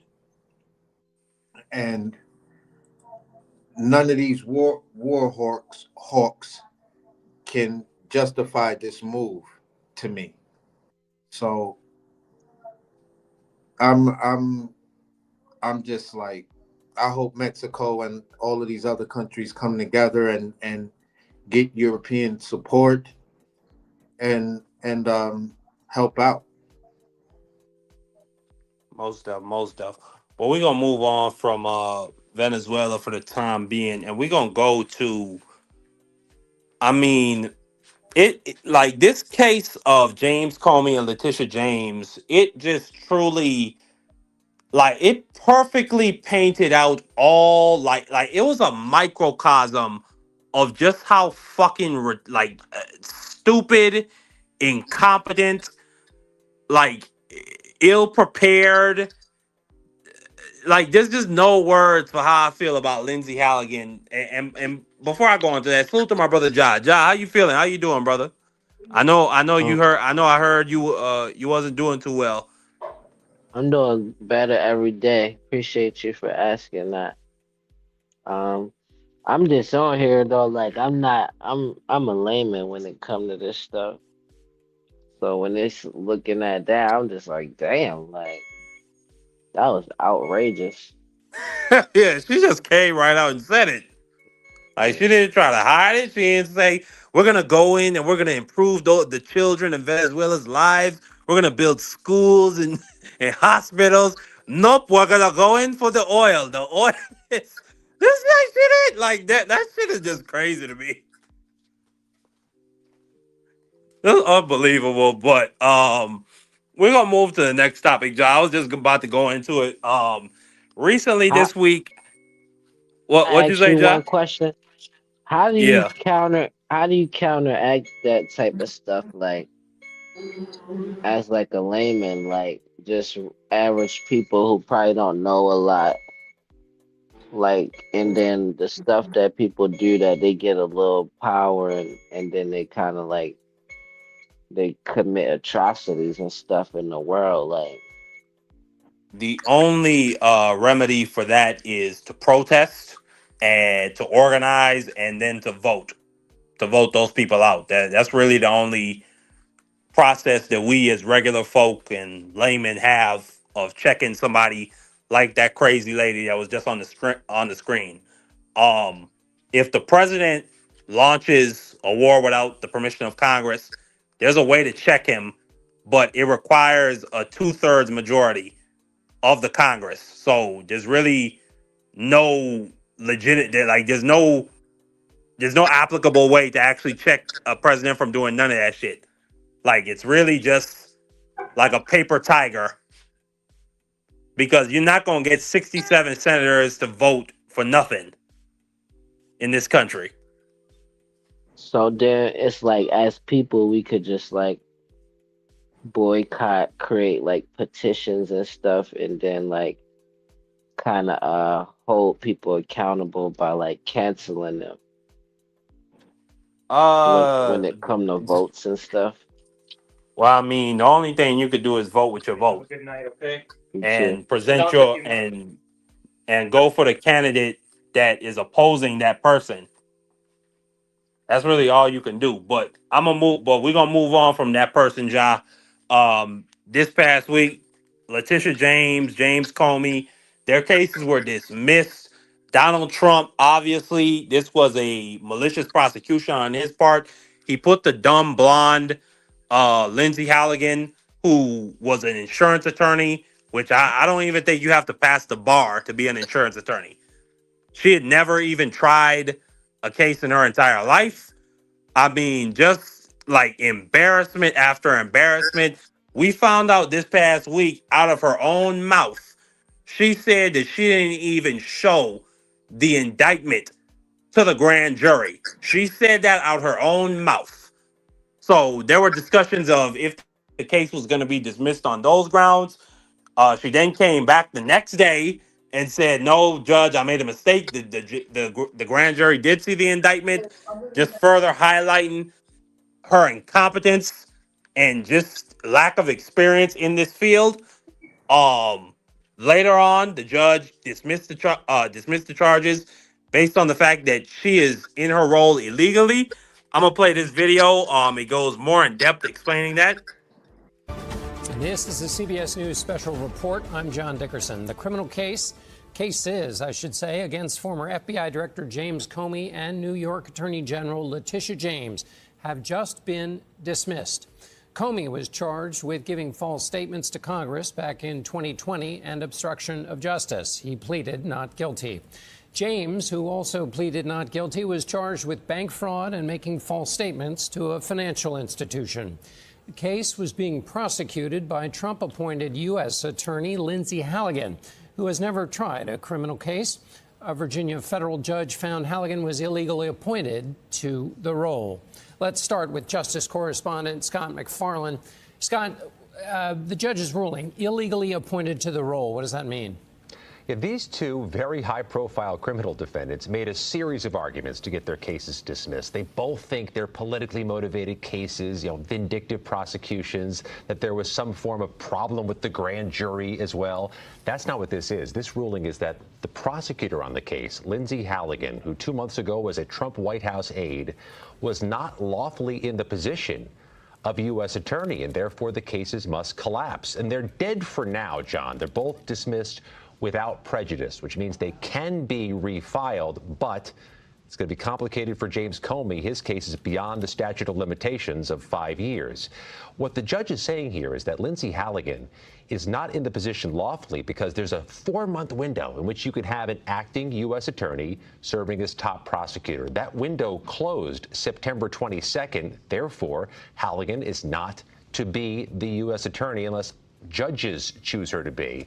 What's more, John, in this unique scenario, Lindsay Halligan is the only prosecutor whose name is on the James Comey case and on the Letitia James case. She's the only one who would sign her name to it, the only one who presented to the grand jury. If she's not there lawfully, there's no second chair. There's no backup. Therefore, the cases are dismissed without prejudice as of today. And Scott, when a judge dismisses a case without prejudice, is that it? Any more we could glean from the judge in terms of any insight into what led to this decision? Yeah, the judge emphasized that point I just mentioned, John, that because Lindsay Halligan's the only prosecutor on the case, there's no other place to go here other than dismissal. Yes, the Department of Justice can try to bring this case back against Letitia James, perhaps with a different set of prosecutors. With James Comey, it's going to be complicated. They're past the statute of limitations. This may be fatal to his case. And these two defendants, John, never had a chance to argue the merits of the case or fight their case on the facts alleged. They're just making a process issue here, but it seems to be a successful one. And so you heard it right there. And for context, if you don't know, James Comey and Letitia. Hold on one sec. Yeah, thank y'all for going on mute. For those of y'all who don't know, James Comey was the former director of the FBI the year that Donald Trump was elected to the office of the presidency. He oversaw the Hillary Clinton emails investigation, and he began the investigation into Donald Trump's ties into Russia, which Donald Trump has held as a grudge against him for over a decade now. And now he is basically, with Letitia James, Letitia James brought the fraud cases against Donald Trump in the city of New York. in her jurisdiction, and she won a judgment of over $400 million against him, and as a result, for these two people's involvement in prosecutions against Donald Trump, he is retaliating against them and using the Justice Department to persecute them. Um, as you just heard, the cases were struck down because Lindsay Halligan, she was illegally in her role. She could not even get one prosecutor in the Eastern District of Virginia to sign on with her for these indictments. Nobody believed in bringing charges against James Comey. They fired the previous interim district attorney for the Eastern District of VA because he refused to bring charges against Letitia James and James Comey. And I mean, you just see it on display. Like the level of stupidity, foolishness, and it shows something because AC, I'm about to kick it to you, but and I'll also let you come in, Ja, to get any reaction you might have, or if you don't. But all the way back when Mayor Adams had his charges dismissed because it was a Trump favor, and they had 7 prosecutors resign as a result. And they wrote a letter, and in that letter, AC, it said, you may eventually find a fool or a coward who will dismiss these charges, but it will not be us. And that's what Lindsay Halligan is. And it slightly gives me encouragement, AC, because they couldn't find somebody who was enough of a fool or a coward who was a real prosecutor to bring these charges. They had to find a dumb White House aide who was an insurance attorney to do this shit. And she done fucked off the case. Mm-hmm. So here's where I'm at with it. Oh, fuck. Here's where I'm at with it. You know what? Let y'all go first so this ambulance doesn't mess up the audio. Wait, it sounds like it's turning. But basically, I'm going to say like this. This is the administration that couldn't convict the ham sandwich guy because Janine Shapiro wanted to give him like some outrageous sentence. Even when they were initially filing some of these vindictive prosecutions, you still had a legitimate DA who signed his name under it. So even if it was dismissed on the fact that that person was illegitimate to prosecute, you still had a real prosecutor as the underlying overseer or whatever. When it came down to this, she went through it was said that she went through something like 300 prosecutors who all said no, they're not going to touch that with a 10-foot pole. They're not going to get disbarred, lose all their credibility over this type of prosecution. Then she came to the insurance lawyer. That's laughable. Like, you think an insurance lawyer has the legal and ability and the know-how and precedence to go after, number one, New York's lead district attorney, and number two, the former head of the FBI. So just on the merits right there, the judge entertained it for a little bit to say, you know what, let me see how prepared you guys really are. Because right now, I could dismiss this case right now. But I want to see how much you're prepared. And then they showed it. So for me, it's right on target. None of these prosecutions are gonna hold. And like I said, this is gonna end extremely not well for everyone that's involved in this Trump administration, from the fake ICE people to these lawyers to just every aspect of it.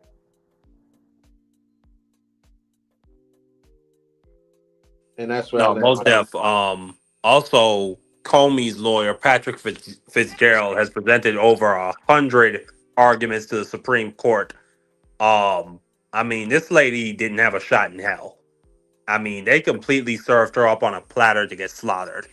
And I almost feel bad for her. But with respect, this is good. It's just more humiliations. I mean, they're now gonna open they're trying to court martial Mark Kelly for what he said in the video to not follow illegal orders. I mean, a couple months ago, they were talking shit about indicting Obama for treason, which was just utter bullshit. It was a nothing burger. And then you got the Epstein files, which they have not delivered on. So the Department of Justice under Donald Trump continues to humiliate itself, and I love it. But I'm gonna come to my brother Ja. Ja, you got any reaction to the fuckery going on with our you know, our prosecution system, or I should say our Department of Justice?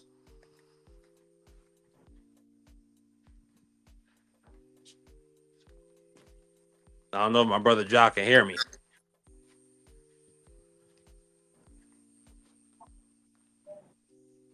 All right, well, we're gonna move on, Ja. We're gonna move on to the Hold on, my recent. bad. I'm not ignoring. No, you good. My fault. I ain't ignoring. No, you Like go ahead. What? I'm not sitting here like in the same position as y'all. Though I'm feeling like more like I'm in class or something. So like you said, if you want to get a reaction or so, I could give you a genuine like on a layman's level, like because like I Most ain't def, I really appreciate it, man. yeah. Go right ahead. But like what you got something you want to ask or and I could just No, respond no, to no. it or I mean, well, I what mean was what what's your reaction to like I just laid out these two people? James Comey was the former director of the FBI, was doing his job when he brought the evidence of the Russia links between Trump and the Russians, and he's bringing charges against Letitia James, who was doing her job when she brought the fraud charges against Donald Trump. Now he's using the Department of Justice to retaliate against them. So, what's your reaction to a president abusing his power in this way? so so like what AC was saying, he kind of make it seem like the capability of them and I'm like I'm agreeing with that just from my perspective and then like my first questions would be like but don't everybody do that like abuse their power like why they singling Trump out more than other people like why they don't No, do the same not thing like for this, John. that's how it Not feel like like this. Not that's like what it this. seemed like it seemed like because The it's stuff Trump that and he he's got doing more is of a unprecedented. but it seemed like part of that is more exaggerated because he got more like star power than other presidents have had. So they make everything he do is even more exaggerated than somebody else that might do the same thing. Like that's what I see. Here's the issue though, Ja.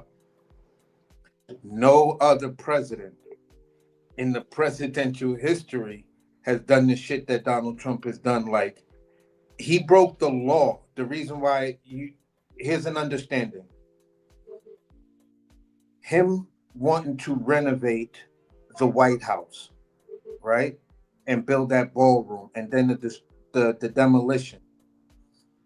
The White House is a historic building. You have to go through certain agencies. You just can't call up a person who's going to file for permits and just start doing demolition. The second part of it where it got people fucked up is the fact that he got foreign people to pay for that work so he can pay those people. So you have a foreign government for the first time in history actively putting in money to rebuild or do a renovation on the White House. And that's never happened before. So when you look at a president who breaks like some of these are not like laws, but you're doing things that say, okay, it's just understood that the president is not supposed to try to make money off the Oval Office. And what has Donald Trump done in two of his terms? Made himself extremely rich. Like, you understand? This man has made $5 billion. His family's made $5 billion off of crypto since he's entered office. Like, that's not something that happens. You look at George Bush, Barack Obama, Ronald Reagan, George Bush's father, all of these presidents going back, they all followed the law when it came to the emoluments clause, which is you cannot take any salary from a foreign nation or from a company, and you cannot take gifts from them without permission. This man said, fuck that shit. I'm going to get all the gifts and I'm going to get all the side deals and all the money that I can. All of those presidents I just named, they left office with the same value, with the same valuation of their assets as when they entered office. They didn't gain any wealth. This guy has said, fuck that shit. There was even an article stating, I'm not entirely sure if it's true, but it came from Axios, which is pretty credible. It said Trump has gained over $57 billion in net worth In since the 2 terms. since he's entered office. Yeah, in his 2 terms, because there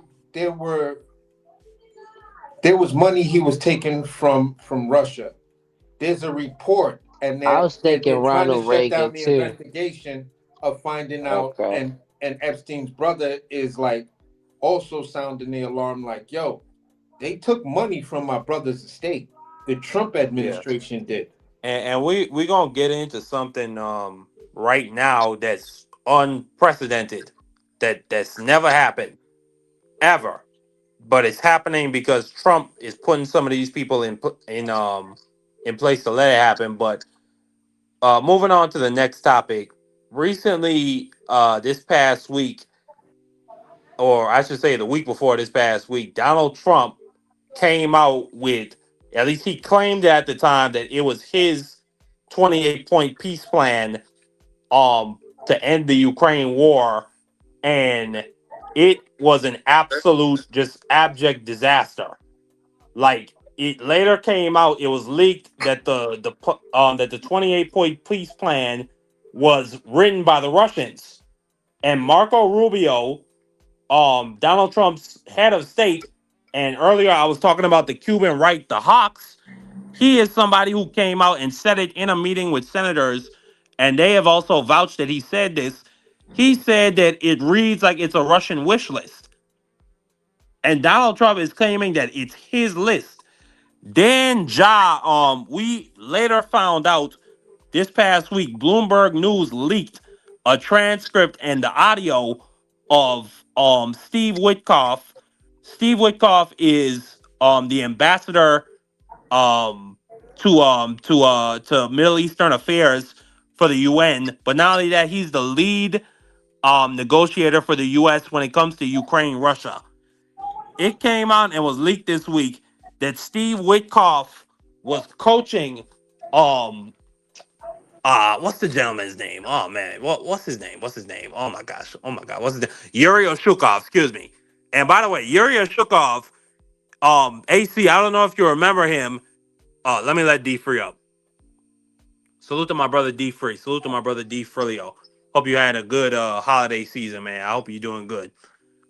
But AC, I don't know if you remember Yuri Oshukov. He was the guy that Jared Kushner met up with in 2016, and which caused all that stir and ruckus about, Russian collusion. So it was leaked that Witkoff and was basically coaching Oshukov on how to impress Donald Trump and how to convince him to take the 28-point peace plan.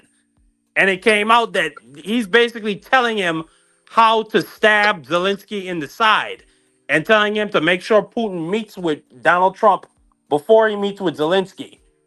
And this shit, and you were just saying that when stuff happens with Donald Trump, it gets elevated because he has more star power. No, it's because you would never hear any type of weird shit like that happening in the history of the United States when it comes to their relationship with Russia. Can I say You could something? go back all the way with Obama. Well, I'll let you. Matter of fact, I'll let you talk as soon as I'm done. Alright, yeah, I ain't got a lot to say. Okay, go ahead. Go ahead. What you guys say? So when it come to that, it's like No, I I was feel just doing what a you mic check, saying. make sure y'all can hear me. Yeah. I What can hear that you, D. did. Freely. Salute to my brother. Salute. But like I feel what you saying. It's just like I feel like in America and our history, like political stuff, like people been doing the most outrageous stuff, but I feel like they got the cult thing going on, and the reason why Trump even get like prosecuted and stuff like that is because he go against that cult in ways. But like I'm not saying what he doing is like okay, and they just giving him a hard time. Like I just think he got more balls to do it stuff that they ain't had the balls to do. And then I also just wanted to see if you was going to actually go over the 28-point plan because I'm kind Oh of yeah. curious I to was gonna hear go it. into that. Just 1 second. No doubt. Yeah, most def. Well, some of the key points of the 28 point plan were, and literally it reads like a Russian wish list. Number one, the Ukrainians were, well, not number one. I'm just paraphrasing off of what I remember. The Ukrainians are supposed to give up all of Donetsk. They're supposed to turn it over to Russia. Also, they're supposed to cap their military at 600,000 personnel. NATO is not allowed to expand to any more countries at all whatsoever. They're done. They're allowed. They're capped at at their current membership. They say Poland is supposed to be essentially the parking lot for Ukrainian jets. So Ukraine is not even allowed to keep its air assets in its own territory. So, and not only that, it literally explicitly says that Ukraine cannot discuss um security guarantees until it accepts basically this entire 28-point peace plan, and then later you might get a conversation about security guarantees. So with that current peace plan that was proposed, Russia could literally take over Donetsk, which currently houses Ukraine's fortress cities that's protecting it in the in the Donetsk front right now in their war against Russia. I'll get into that more in a second. But this peace plan would essentially neuter Ukraine and leave it wide open for a future Russian invasion, or they would just become a satellite state for Russia. Like their democracy would be dead. There's even things in the 28-point peace plan about adding to Ukraine's constitution that they would have to um it was something about getting rid of their flag colors, and that they would have to abolish the presidency and go to a more parliamentary system with a prime minister only as the executive. But just weird shit like that. But I'm gonna come to you, AC. Then I'm gonna go more into the actual what's happening on the battlefield. Well, um, for me, when I look at the whole Ukraine situation, to to a certain degree, it's bringing me back to the moves of what they're trying to do in South America. So for me, the two go hand in hand. But when you talk about that peace treaty deal that's orchestrated by sycophants of Russia, the invading force, then you have to question the merits of the deal. I saw the speech, with Zelensky telling his people that hold strong. We're in this fight. It's not over yet. Blah blah blah. But what I'm saying is this: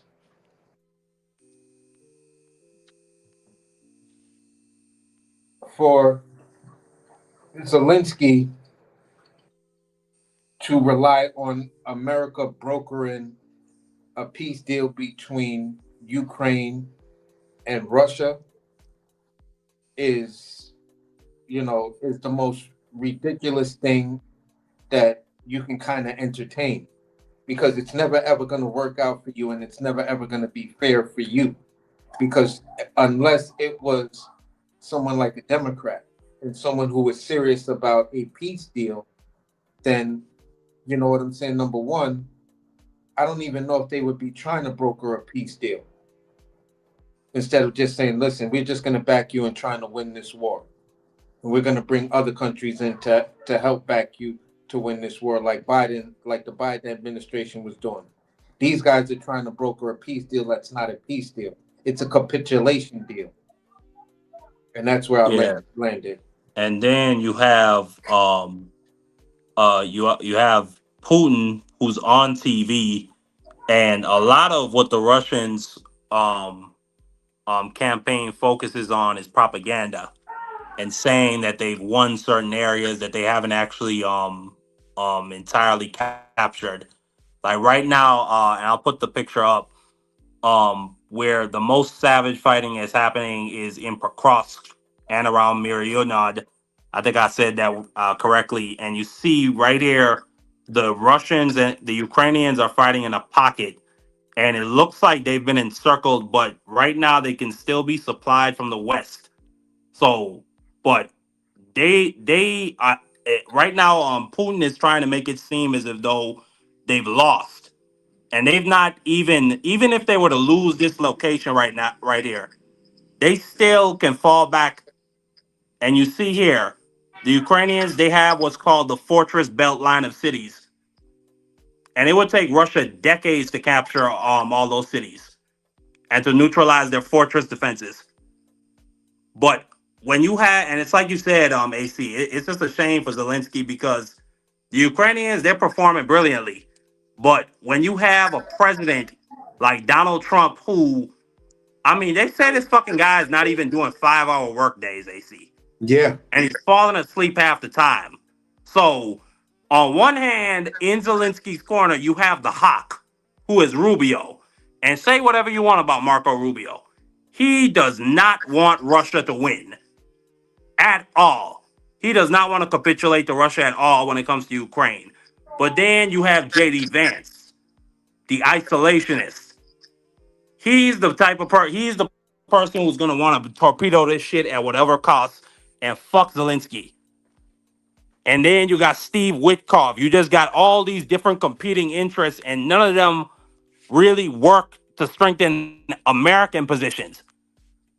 Like, this 28-point peace plan, if it had went through, which it never would have, but what Russia wanted to do, they want to redo the whole current world order after World War II. And when we drew the East Germany line, and then the collapse of the Soviet Union in the 90s, they're trying to re-strengthen that position. But anyway, man, I'm gonna come to Ja or D Free. Do either of y'all want to comment on what's going on in Ukraine right now and the current position that Zelensky's been put in, because he might have to take a bad peace deal eventually, especially with Donald Trump. Because earlier this year, they threatened to cut off funding as well as supply, as well as they threatened to cut off Patriot air defense supplying for Ukraine if they didn't accept the deal. So anything could really happen in the next couple of weeks. But you have any reaction to the situation going on over there? Nah, not really. I mean, this is typical what you get when you have two countries at war with each other. Somebody's trying to take over another territory. It's going to go on for years, and it's going to be nick and tug of what somebody's trying to gain and how they're going to gain it. I mean, even when you look at United States and Afghanistan, that went on for about 20 years. It really started in 1990 with the first Desert Storm. That's when it really first started, and it's just been going on nonstop until after. I mean, 2011 just brought it back into a full circle, but it's been going on since 1990. So it's just, this is what you go through when you go through countries that's at war with each other. Most deaf. I'm looking at it more like I feel like if we helping funding them, then they should probably do the do the 28 point plan because it looked like they get protection from it, and that's what they're using right now to survive anyway. And it made me think about like I heard that they were sending black natives, like black Native Americans, like basically like almost like reparation funds from another place in Africa or something, and the government blocked it. Like, how come? Is that real? No. And No, it's no, not. that's not Oh, true. all right. I'm like, cause we spending money helping other people fight wars. Like, what we getting out of it for real? Cause it just seemed like a petty war. It don't seem like it's like people just need help and we just helping them. It just seemed like some petty stuff going on. But free. Let me get your and then I'll come to job. But let me get your reaction to the fact that Trump's lead negotiator, the fact that he was basically coaching the Russians' lead negotiator on how to impress Trump, and they were talking about exchanging favors with each other. It was leaked this week. In a report, excuse me, in a report from Bloomberg. I mean, it's borderline bribery. I mean, that's basically what it is. Treason. Yeah, I mean, this is what you get when you got people that's at the high level trying to maneuver and get around certain politics. Um, but you got your lead guy trying to show another person how to get over on the president of the United States. I mean, charges should be brought on him. I mean, the whole Trump administration is corrupt, from Donald Trump all the way down to the last person at the smallest job. His whole administration is corrupt. I mean, everybody is going down left and right. Every time you turn around, there's another Trump administration or affiliate or officer or somebody going down. And if this was anybody else, especially from the Democratic Party, the Congress would be calling for impeachment. They would be calling for impeachment. I'm still shocked that this man was able to run for the president, then though he was convicted on I think it was like 13 counts of felony. He was convicted 34. on all of those felony charges that they brought against him, and he still was able to run for president. I'm like, all right, this is what y'all asked for. Y'all sat here and voted for him. Now this is what y'all get. When y'all vote for trash, y'all get garbage. Absolutely. And I what's your agree with. reaction? Yeah, what's your reaction, John, to I agree the with that. corruption of Like the lead I negotiator? I look at it as like the reason why. Like I just gonna piggyback off of what D Free was saying. Like the reason why he able to do stuff is because it ain't really about him. He just somebody that's easy to manipulate that could get stuff done that they might want to get done. Like I was looking at it from the very beginning, like why y'all doing all this attacking? Because a lot of it be just kind of attacking Trump and don't be having nothing to do with politics. No, it It'd be has like everything to do with it'd be politics. like no, I mean like it'd be a lot of trolling going on though. I And it's mean, like he seemed like a type of guy who can you could get to do whatever you want him to do. Like if he was your grandpa, you could get him to get you anything you want for Christmas, even if it was like overly expensive and you didn't even do good in school. He'd but Josh, still wind Josh, up getting it for you. I'm like, why you don't just treat him like that instead of like just talking junk about him all day? Like you nah, could but get him Josh, to do understand what you this. want. Like Understand if this you part. really just play your cards right. So why not try that way? Understand this part. Sometimes when you deal with certain personalities, right? Donald Trump is the personality that the last ear in his voice is the one he'll listen to. In his first term, when you had actual, Democratic leaders that knew how to manipulate him, you feel what I'm saying? In the fact of a Nancy Pelosi. Donald Trump couldn't beat Nancy Pelosi for nothing. Every time he thought he got over on this woman, she was just like, nope. And here's what I'm gonna tell you. I know for a fact you don't got the votes. So Nancy Pelosi did her thing. She kept that man in check. Right now, Chuck Schumer and the leadership of the Democrats, you don't have that power or that luxury no more, and you don't have that type of personality anymore that can whip votes, know how to talk to this dude, get him to do what you want to do, and also get him to realize what's best for him. Like if you did this would be kind of good for you. So right now Yeah. on Donald Trump's side, all the ears are extreme ears. The Democrats are this, they're that. Stephen Miller. Nobody's It's gonna an get through. absolute Democratic hoax. It's an Yo, absolute hoax listen, perpetrated by the Democrats. nobody's gonna get through to Donald Trump because of Stephen Miller. Stephen Miller, Donald No Trump is just doubt. a figurehead. Like Stephen Miller, That's what I'm saying. That's imagine if basically for what I'm saying. everything. It's not as No, but educated. imagine if for any Thanks. time somebody came to you with something, you said it's a hoax, it's a hoax, it's an absolute hoax perpetrated by the I just want Democrats. to, for me, I just want him to wake up and really understand it's not about people picking on Donald Trump. The motherfucker's a criminal, bro.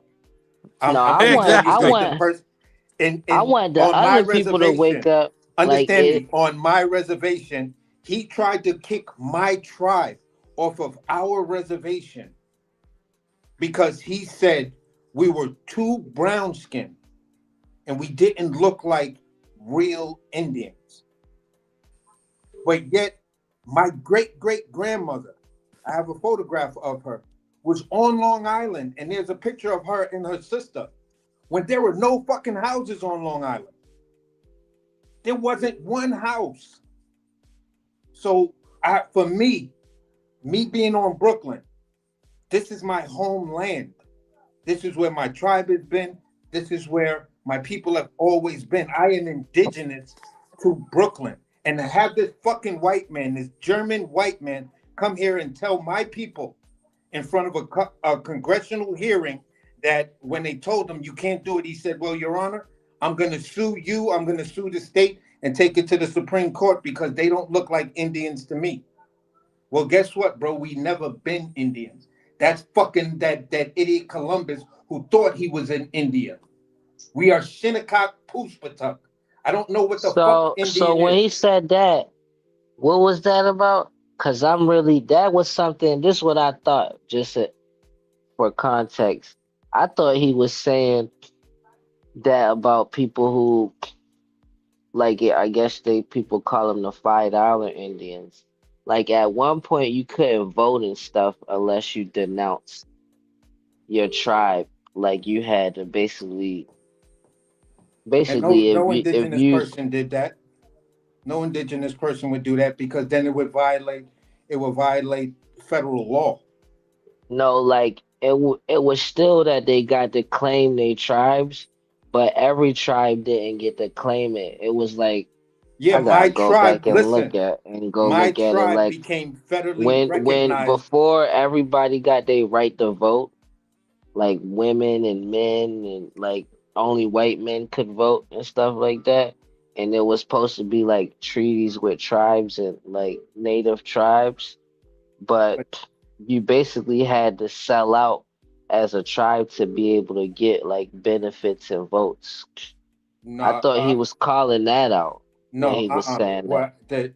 What I'm gonna explain to you the history from an indigenous person. Mm-hmm. When the same reason, because indigenous people, according to the Constitution, we weren't in the same classifications as African slaves. You feel what I'm saying? Across what's called the Bible Belt, Middle America, Indian country, the Lewis and Clark expedition or Lewis and Clark Trail, all of those indigenous tribes were automatically given their federal status to vote and everything else. It was the outer lying tribes But that had to become more federal recognized because in the Lewis and Clark expedition, when that was deemed genocidal, America then gave reparations to the Sioux, but there were no more Sioux alive. They completely vanished, got rid of the whole Sioux nation. You feel what I'm saying? On my tribe was so decimated that we partnered with the Puspatuck, a neighboring tribe. And then we started to interbreed with the Puspatuck. That's why we're called Shinnecock Puspatuck, because even though the slave trade was big over there in Manhattan, on Manhattan Island and things like that, there was always an underlying war between the federal government and the indigenous people over here because they wanted this land as the first port. This is why Red Hook, Brooklyn is so important. To know the history of Red Hook, Brooklyn, then you'll understand the plight of indigenous people. Because Red Hook is named still after the land that the Puspatuck gave it. The Red Hook. but AC, no, absolutely, that's very important history. But I want to double back because Free and Ja weren't here earlier for the earlier topics we Yeah, had. go ahead. So Free and Ja, I know y'all probably heard this past Thanksgiving week about the two National Guardsmen that were shot. One unfortunately passed away. I think her name was Sarah Backstrom. She was 20 years old, from West Virginia. It has now been exposed that the shooter was an Afghani refugee who was granted asylum earlier this year in 2025 in April and came into the country after the U.S. pulled out from Afghanistan in 2021. It's now been revealed that he actually worked for the CIA. He was a part of what they called the NDS Zero squads. They were essentially CIA backed and CIA regulated hit teams. This person, Mr. I think his name is Rakawal. Larun, I'm not even gonna attempt to say his name or say his last name, but he was a part of a team known as NDS Zero Three. um, and here just you can it and here this Human Rights Watch article just lays out some of his units transgressions. It says that they unalived medical staff members, as well as assaulted other civilians that were nearby. Um, so this individual was led into the United States. He was living in Washington. From what his family said, it was a normal life. Then they didn't have contact with him for a couple of months. Drove across the country from Washington all the way to DC and gunned down these two people just out of nowhere. So what do you make of that, Ja? This Who was the CIA two operative. people? Who was the two people though? They were National Guardsmen. They probably was whistleblowers then.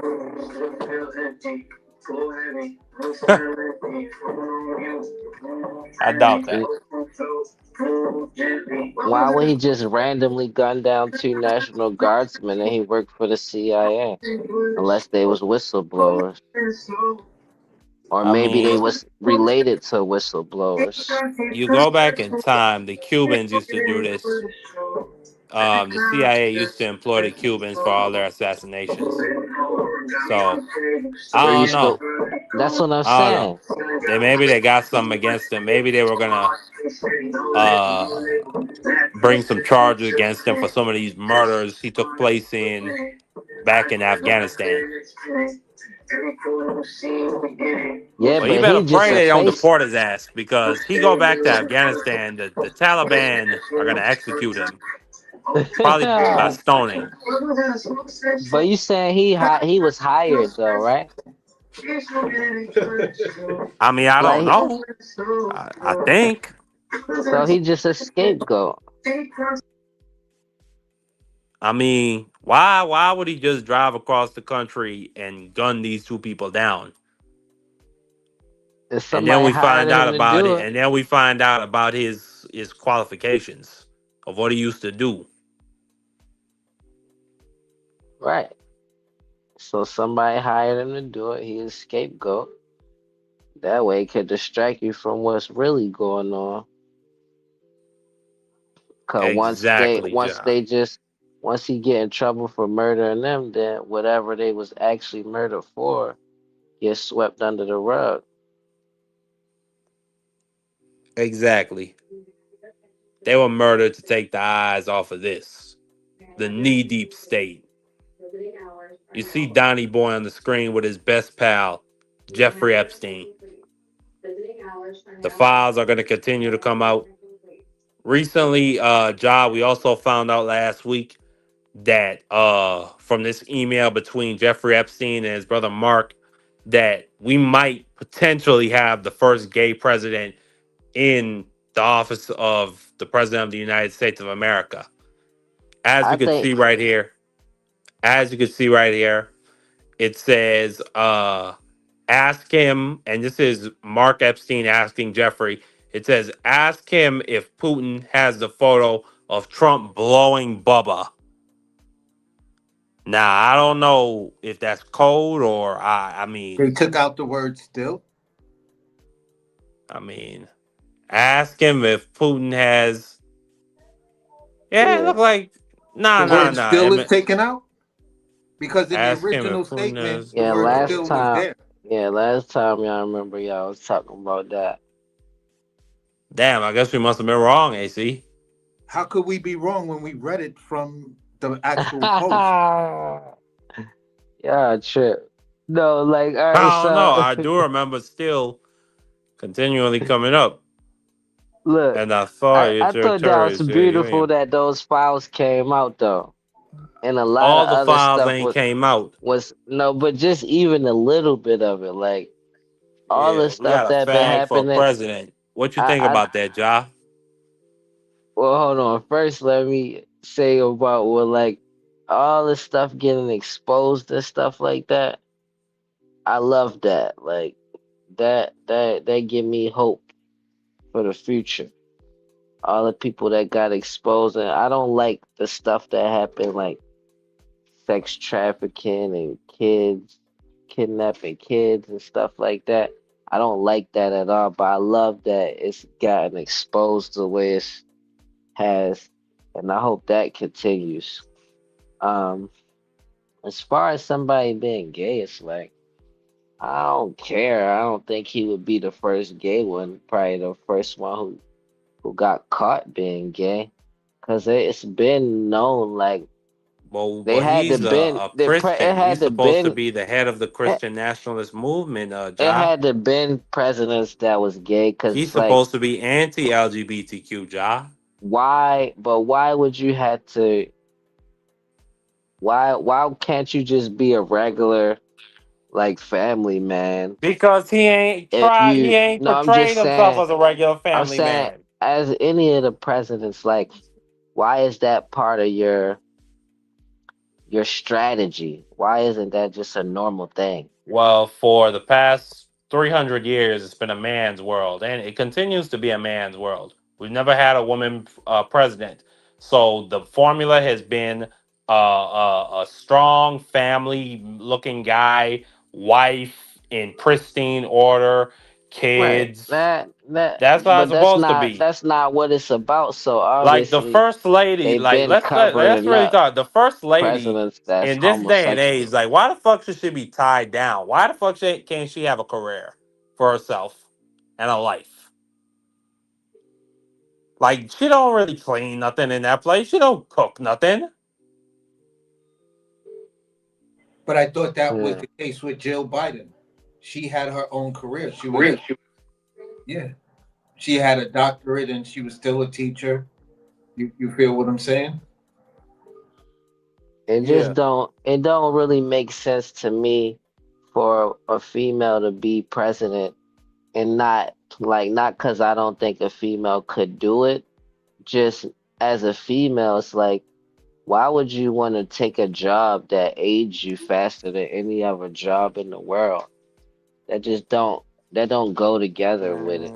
That don't go That's together some to me. sexist ass bullshit, Joe. Ja. No, like I understand you could feel that way, but I'm not. I think that if I had my choice for the last, like I wouldn't have wanted, what's her name? The lady who was running for president. Kamala I would have Harris. wanted, yeah, I would have wanted somebody like Michelle Obama to be president. And I would have felt like she'd get stuff done.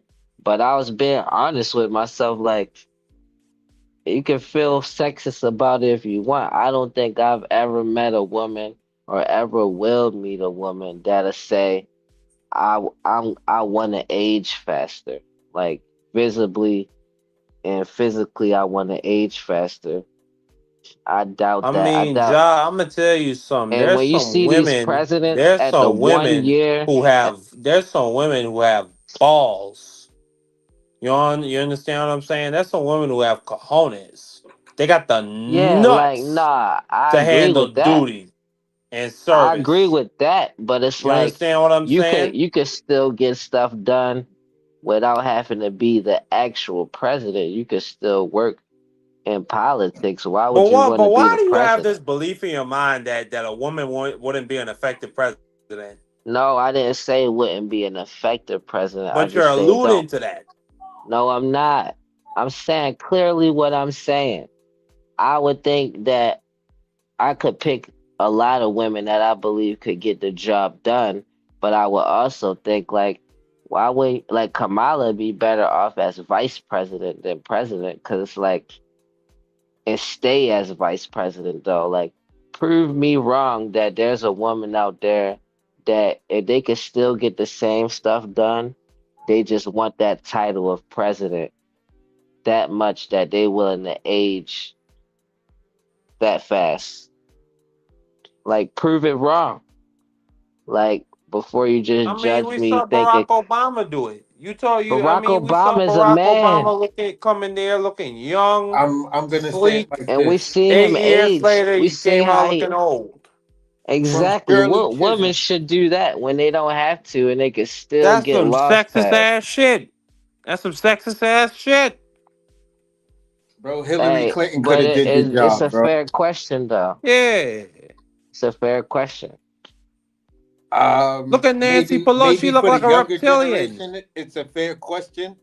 But for our generation and me, looking at the number of black women who have run for president, the number of just women who have run for president and listening to their policies, you feel what I'm saying? They lost just on the sexist vote because most at that time the majority of voters were men, and it was just a misogynistic thing that But men don't want to hear a woman uh say something that's extremely strong. The mere fact of just man, but saying I think why would you Kamala want had to y'all age, fooled. Like, why she would you ain't Nah, want want to that Trump age had you job. that's fooled. a Trump got you fooled. I think Kamala had y'all fooled that she actually wanted that job. She why would ain't she want You that want need to damn get the hell up job. out of here, Why Josh. would she? She could still work in She just politics. ran. She ran for the shit in 2019. That'd be the worst career decision ever. Like, no, Are live you your life. kidding me? Maybe you Forget don't it. got If the like if me nuts. look, Maybe if you it was don't got the me, nuts to stand up and and do the if it was duty on me, the president of the United States. I But would be the Kamala Harris, president, right? she I would had be the. the president, but I would have a If stand-in. Joe Like, Biden had if I died could in help it, office, Kamala Harris would have became the president of the United States. look, That's a if it fact. was me, listen though, if it was me, I would be the president, right? But if I had my choice whether I could be the president and people didn't know versus everybody know that it's me, I would choose for nobody to know and they would think whoever this guy But is as you the comfortable president. being a shadow president? That's what you. That's I what you're would saying. rather be a shadow president. What the hell? You rather be a Dick Cheney? I would not be. No, I'm talking about a real shadow president. That's Stephen Miller. That's Stephen Like Miller for Trump. as much out of the spotlight as I could. Oh, then that ain't Stephen Miller. Because Cause at the end of the day, other than that, it's like all you're doing is aging yourself fast just because you get the kudos of being a president. Like you got to work with people still, and it's basically I mean, you like you wield a said lot of power, but you they gotta want to do it in a listen to legal a way. woman. Imagine if she would have got voted in as president. I mean, They listen, already we didn't got want to listen examples to of her great. Hold just on because one she in the second. position of running. They We would got have gave her examples of hell. great strong lady executives. Margaret Thatcher. She You had the saying it? nuts to You stand up saying and be Britain's prime executives though? minister. Angela That's a Merkel. different country. That's a different country. No, but that's not the goddamn point. You It saying is that the women don't. point. You That's my saying that a exact woman point. can't be an effective executive. I'm giving you a clear example of a woman being a No, very effective and strong no, executive. I'm not saying they can't be effective. I'm saying they can be effective. I'm saying it's a stupid job to take. I mean, well, It's stupid there's an for a example man of to a do woman it, taking on a but stupid like job. it's even more stupid for a woman to take that job. That's crazy. Man, respectfully, Ja, you being sexist. You're not applying the standards It is to. sexist, I guess, because it's like Yeah, I'm kind of not yeah, really. I'm not yeah. being fair to men. No, you're not being fair to women, Like, He said I'm not being fair to men. man. like, Do me a favor, please. go ahead, be Get the out of here. president. Your ass might not Get make out it of 4 here, years man. just off of Shit, I'm stress saying. alone. Motherfucker, man, I'm saying. Holla. Off of God damn stress, it. she probably would have. She was aging, and as soon as she Jump into it.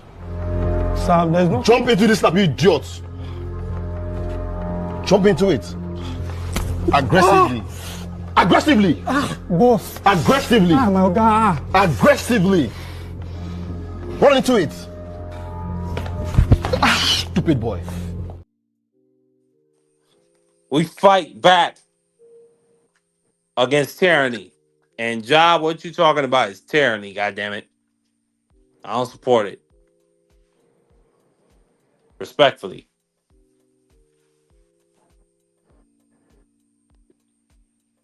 Respectfully. She could have won if she wanted to, and Michelle could have even just tried to run if she wanted to. She didn't want to. There's so many women that could win, that could be president. I They mean, don't Joe want to Biden because didn't they want to know it's give a up. stupid Joe job. Biden didn't want to give up. They had to force him out. Kamala only had 100 days to put a campaign together. They couldn't find nobody else, Ja.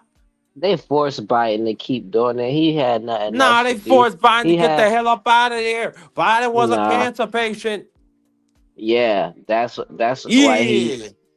Biden was in it for that, because he felt like he ain't had nothing to lose. But I feel like if he didn't had those health issues, he wouldn't have been he wouldn't have tried to be president that long either. I mean, I just don't think you you know, Ja, that's just your opinion, Why you think you respectfully. got to be so damn old to become president? Because Nah, it's You like, don't Barack have all to right, was be Barack old. was It's just that 44. we've had a recent run of old no, presidents. they say you don't have to be Barack old, but Obama you was like do. 45 years old when he went in. Yeah, they say you don't have to be old, but you do, because it's not about living a long life. John F. Kennedy was 40 years old, I think.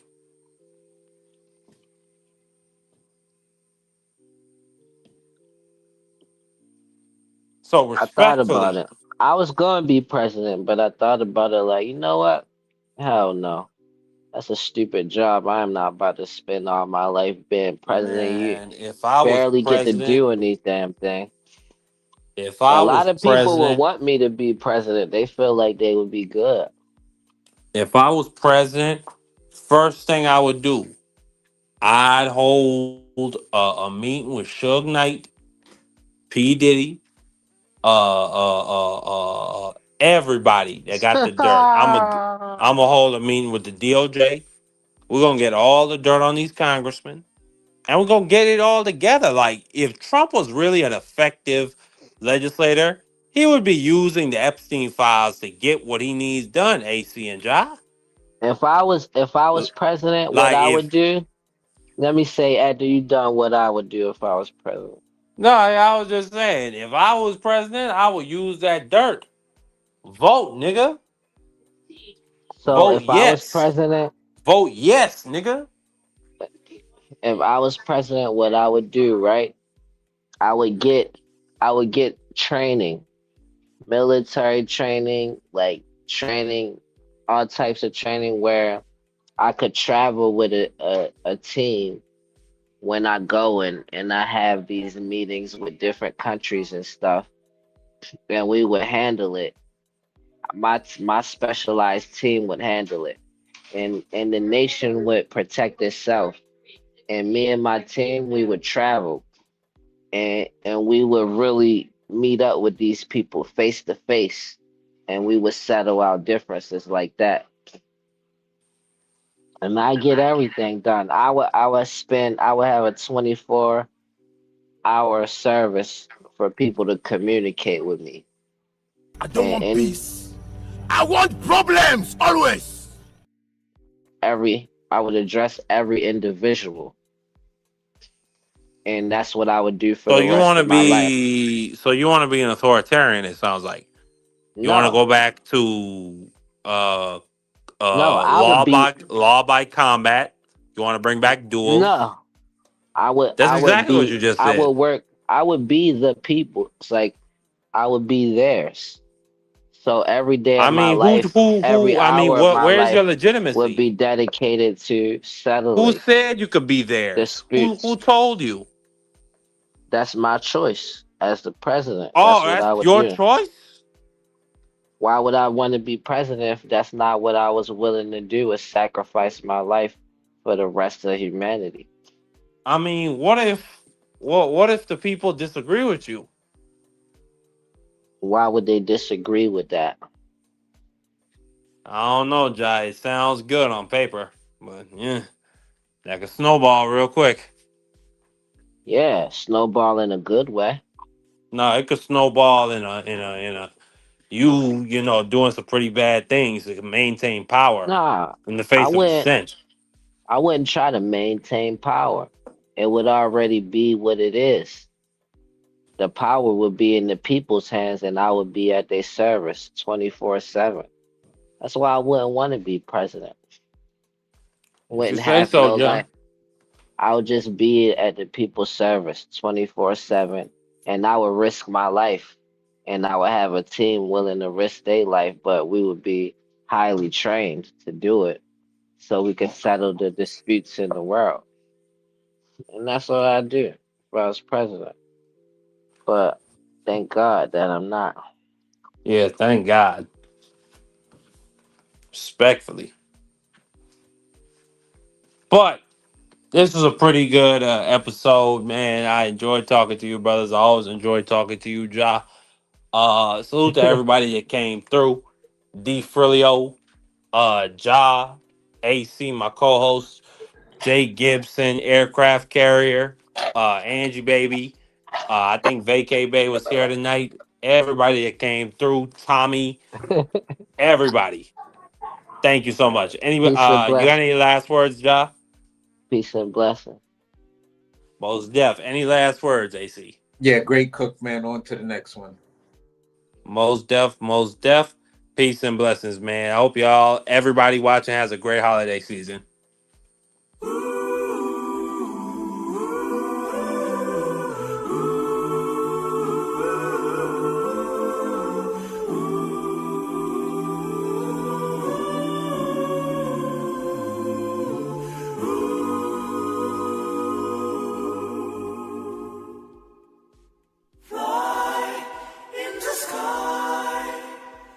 Fly in the wind,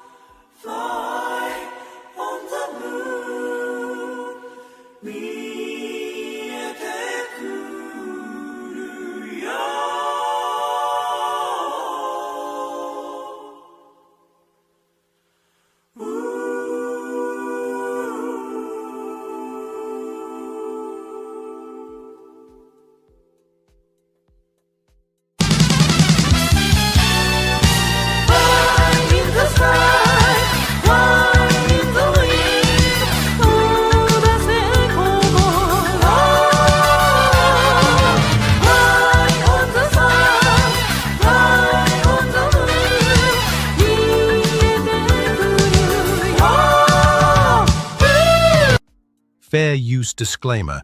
This video is for educational, commentary and news reporting purposes only.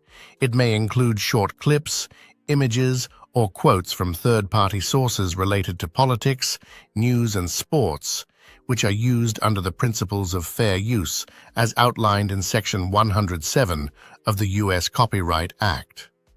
These materials are not intended to infringe on any copyrights and are used.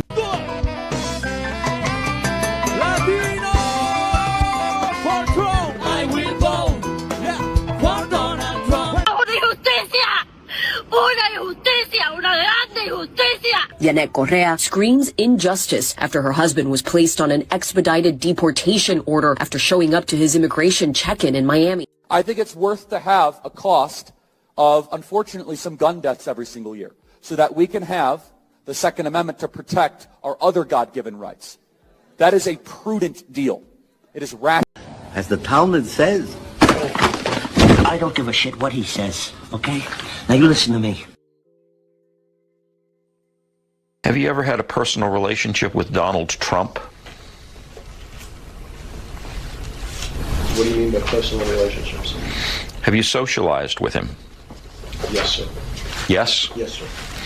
Have you ever socialized with Donald Trump in the presence of females under the age of 18?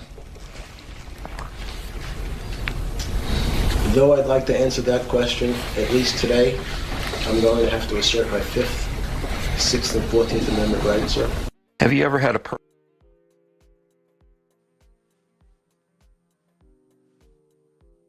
You are a failure. You are a failure. You can never make it.